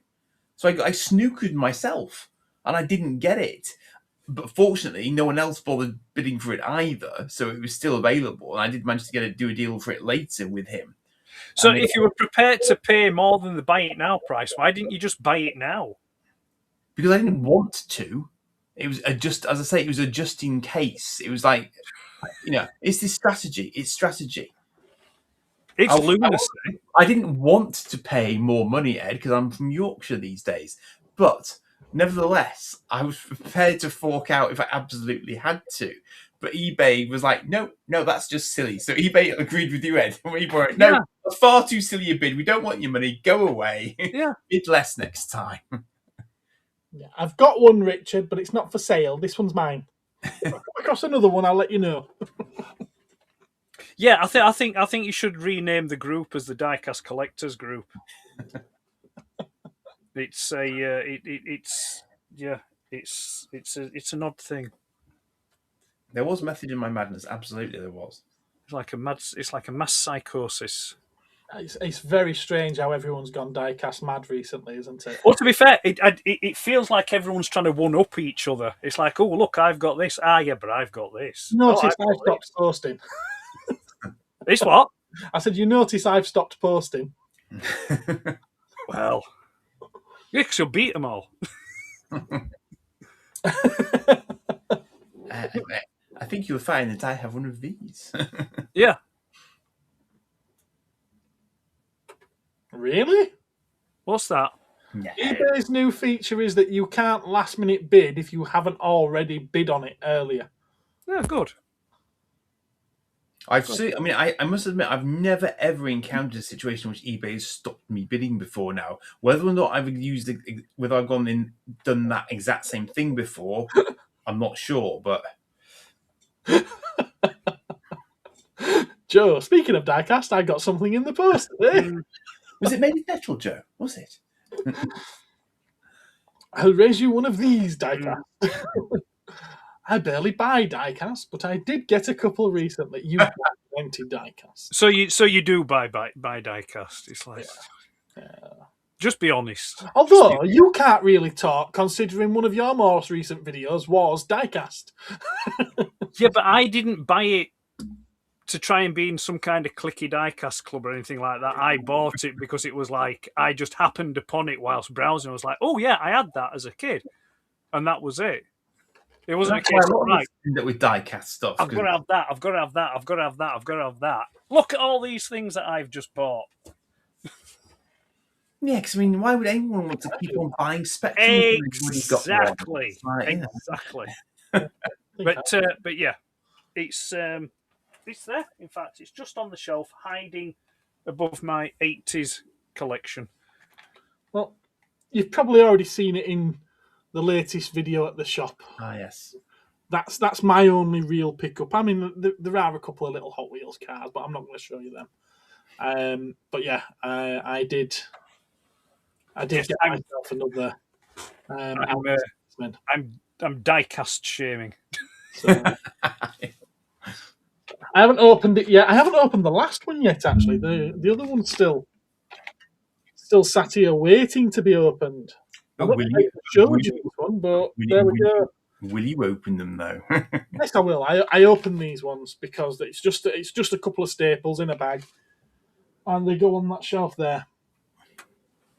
There's two there already. So yeah, I certainly do open them. I'm glad you don't collect diecast. Yeah. I feel you would be. I feel you might be challenging those glass shelves behind you if they were stacked with diecast. In the same way they are. I do collect diecast, but it's just I know. Obviously, it's only certain things that I get. Although I will be honest, there was something I saw at a toy fair last year, a Bolton one, and I was like, I'm going to come back and get that. Because I remember it was a box set of Corgi Weetabix trucks. You got a truck, a bus, a car, and I don't know if there's something else in there. And all in bright yellow with the Weetabix stickers on it. And I was like, I want to come back and get that after I finish filming. And it completely forgot about it. And the other night, a few days ago, scrolling through Vinted, there was one there. It was a reasonable price. I was like, I'm having that. So it's on its way. And no, it's not the kind of thing I'd normally collect, but it appealed. So, yeah. And that's how I do a lot of my collecting. As you know, a lot of this, I certainly don't collect Marvel Funko Pops. But those zombie ones in UV light, they appealed. So, yeah. Have we got any of the Hot Wheels quick chats? The old toy phone on wheels. It was in the first couple of Toy Story films. He'd also like one of them. I will keep my eyes open for one of those as well. I saw one in Asda the other day and I left it. Yeah. I will pick one up for you. So next week, the show will be called Diecast Anonymous. Welcome to DA. Who wants to speak first? It's the Diecast Society. Ed has two Beetles next to him on the shelf. Oh, I do, yeah. He does have that polystyrene one, doesn't he? Yeah. But they're not diecast, then. They're Transformers. They're Transformers. They're Transformers, yeah. They're Transformers. Ironically, all I had was 1/64 diecast growing up. Don't buy them now. I've gone bigger. Yeah. Well, that's what I had as a kid. Was toy cars. That's. I sometimes regret having that discussion, that recording with Stu, the Universal Toy Collector, because that's what got me back on the diecast kick. Because it was delving into my toys I played with as a kid, and it was like, oh my god, it was all diecast. ordered a comic book the other day, Wow. which is unusual for me, as I don't do reading so good. Neither does Lee. It does, Lee. Can you get someone who can read to do your live chat, please? Yeah. Bless him. I think putting Lee in charge of the chat was a bit of a bad idea. It's not a piss take either, because I am aware he's dyslexic, but I think it doesn't help him. Bless It's him. not like, let's go to the chat. It's like Lee's just sat reading the chat. It's like, and Love him. yeah, when we say we're going to go to the chat, it means put the chat up, not just sit and read it. I think he's just adjudicating the chat to see which is worthy of being put on screen, that's all. Well, there you go. Ben might pick you one up, Richard. A quick chat. It'd be like turning on the 10 o'clock news and it's like, they just sat there reading it. Like, of course we spotted it, Martin. It was glaringly obvious. And I didn't realise that Dave didn't do much reading either, actually. So maybe get Rudy to do it. He works at Home Bargains. Home Bargains. Right, well, I think that brings us to the end, doesn't it? I'm looking forward to doing the new segment on next. I'll tell you what it is anyway, and you guys can start thinking of something for the future, because even Ed and Andy don't know what this is now. It's going to be called, and I do have a banner ready for it. Diecast Anonymous. No. It's going to be called Toy Box Spotlight, where we take a look at one specific toy line from the past. And I'll tell you what it's going to be. It's going to be the Micro Machines, Star Wars, forming playsets. That's a very limited. I feel like that's not a toy line. That's a segment of a toy line. But okay. Well, Micro Machines had lots of lines. Right. I see what you mean. Yes, I see what you mean. It's a great idea, but what the fuck do you expect me to say about that? You can say what you think of it. I haven't got a bloody clue. It's not. It's small. What year did it come out? 95, 96, 97? Yeah, I was not interested in toys then. I was doing other things. So you can't appreciate a toy that came out that wasn't during your toy collecting years or toy playing years. I don't think that's what we're saying. But what we're saying is we're not able to have examples of it to hand because it had no nostalgia value for us. Therefore, we haven't got it. Well, I certainly haven't got it. I'm just thinking of all the times I've sat here while you guys have gone on ad nauseum about the toys that you grew up with as a kid when I weren't even born, and I've joined in on the conversation. That's but just profession. I get it, but I just like it's like I don't understand. It's like, well, it's nothing that I've had any experience of. Well, I'm sure we can each pick a line and do it. That's where I was hoping to go. Yeah. Right. No, yeah, I get that. Yeah. It's just Martin finds it interesting, and believe it or not, I don't believe he was collecting Star Wars toys or any kind of toys in 1996. Dave's your man for Micro Machines. He certainly is, yes. He certainly is. Not Dewsbury, Ravensthorpe. I think it's Ravensthorpe. Luke thinks it's a cool line. That probably will be from your childhood, won't it? Masterbotics. I couldn't do that. I don't know what it is. No, I've no idea what that is. The van. It was on their show, wasn't it? Oh, is it meant to be? Is it Master Botox or something like that? That's your wheelhouse. Ed's already said his bit about that. Okay, well, about what? About the new segment and what we're going to do on episode. Well, not episode 1 of it, but the first time we do it. I'm sure that you can read the chat, Ed. I'm showing off the toys. I can't read. No, I'm sure there'll be some nice looking stuff. I mean, no. I mean, yeah, being obtuse to say, I do recall seeing Micro Machine stuff on the toy shelves during that period. I definitely had a few Micro Machines cars, not loads, but a few before I stopped. Dave, I told you, I even typed it out and put it in the chat. I'd had a very long day on Sunday. I was late to your stream. I had it on beside me, and I kept chipping away with typing along with you. I I was playing Minecraft. So, no, I wasn't glued to the screen. But I appreciate that you are right now. I had the only micro machines I had, and I don't think technically there were micro machines, was the little tiny Batmobile, Joker van, and the Batwing from the '89 movie. Urkel one. Yeah, that was Urkel. Yeah, but that's what I'm saying. Those were the only thing that I would class as micro machine, because they were at that scale, Funko of the 90s, I wouldn't go that far. We'll get into it next time, but I wouldn't go that far. Interesting. I think they were. I think personally, I think they were a fad. Well, they were pocket money. Good evening, all. About bloody time. We're going now. Good night. Yeah, bye. See ya. Excellent timing. Excuse me. You think they were a fad? Micro machines. Yeah, they're fad. Okay. Well, are they still going now? They've actually brought them back, yeah. I think they probably had a particular period when they were particularly popular, but I think they actually had quite a long burn. Isn't that the same as any toy line, really? Yeah. Huh? Yeah, for the most part, yeah.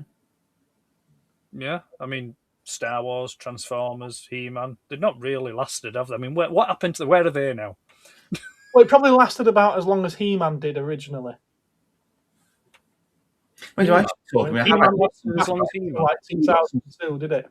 My Star Trek and Babylon 5 little ones are they technically micro machines? Babylon 5, what's that? Oh, yeah, that's that DS9 rip-off, isn't it? Oh. They are. Every single time. The thing is, every time I see a movie or a TV show and they say that line, our best last hope or whatever it is, I always think of Babylon 5 and I think to myself, who came up with that first? Is that what they call them? Okay, fair enough. I didn't know what they were called. Oh, the transforming insects. Yeah. Yeah. I got sold loads of laminated Book of Dreams to catch the tears. Loved me an Argos catalogue. Great stuff. Yeah. Right, okay. It's just occurred to me that they were still going in the 2000s because they brought out micro machines for Attack of the Clones. Wouldn't surprise me. They've probably been around for donkey's years when you actually look into it. Revenge of the Sith, though. Because by that point, Hasbro had acquired them. They were by Galoob, and Galoob's been acquired by Hasbro, haven't they? That's right, it was Galoob originally, wasn't it? Yeah. Okay. Looks like Gareth has a week to come up with a better topic. Yeah, 2 weeks. It's every 2 weeks is this. No, yeah, good. No, can't do every week. Can't do weekly. Micro machines peaked in the late 80s. Did they? In that case, they went longer than Masters of the Universe, and quite possibly longer than Transformers did before it died originally. No, I think they've been lurking in the background for a long, long time. I want to check this now. Well, no, actually, Transformers have been on sale continuously since '84. They've never stopped. There's always been Transformers toys on the toy shelves since then. You had G1, G2 onto Beast Wars, then Beast Machines and Transmetals, then RID or whatever, and so on and so forth. Yeah, He-Man, Masters of the Universe, yeah, I think we're about 82. Transformers, there was a very short break between G1 and G2, and then there was a break between G2 and Beast Wars. And then there was a break between Beast Wars or something. And Beast Wars, it wasn't even Hasbro that brought them out, was it? It was Kenner.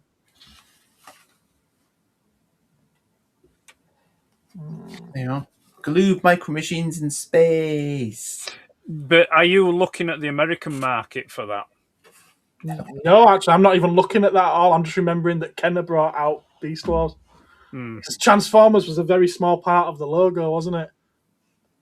And until they tried to tie it all together a bit later on, it was a different continuity. And then they brought Simon Furman in to try and make it work. No, I'm looking at Micro Machines at the moment. It's not telling me what I want to know. Anyway, is it? What time is it? It's time to go. Isn't it? It's 20 past 10. Yep.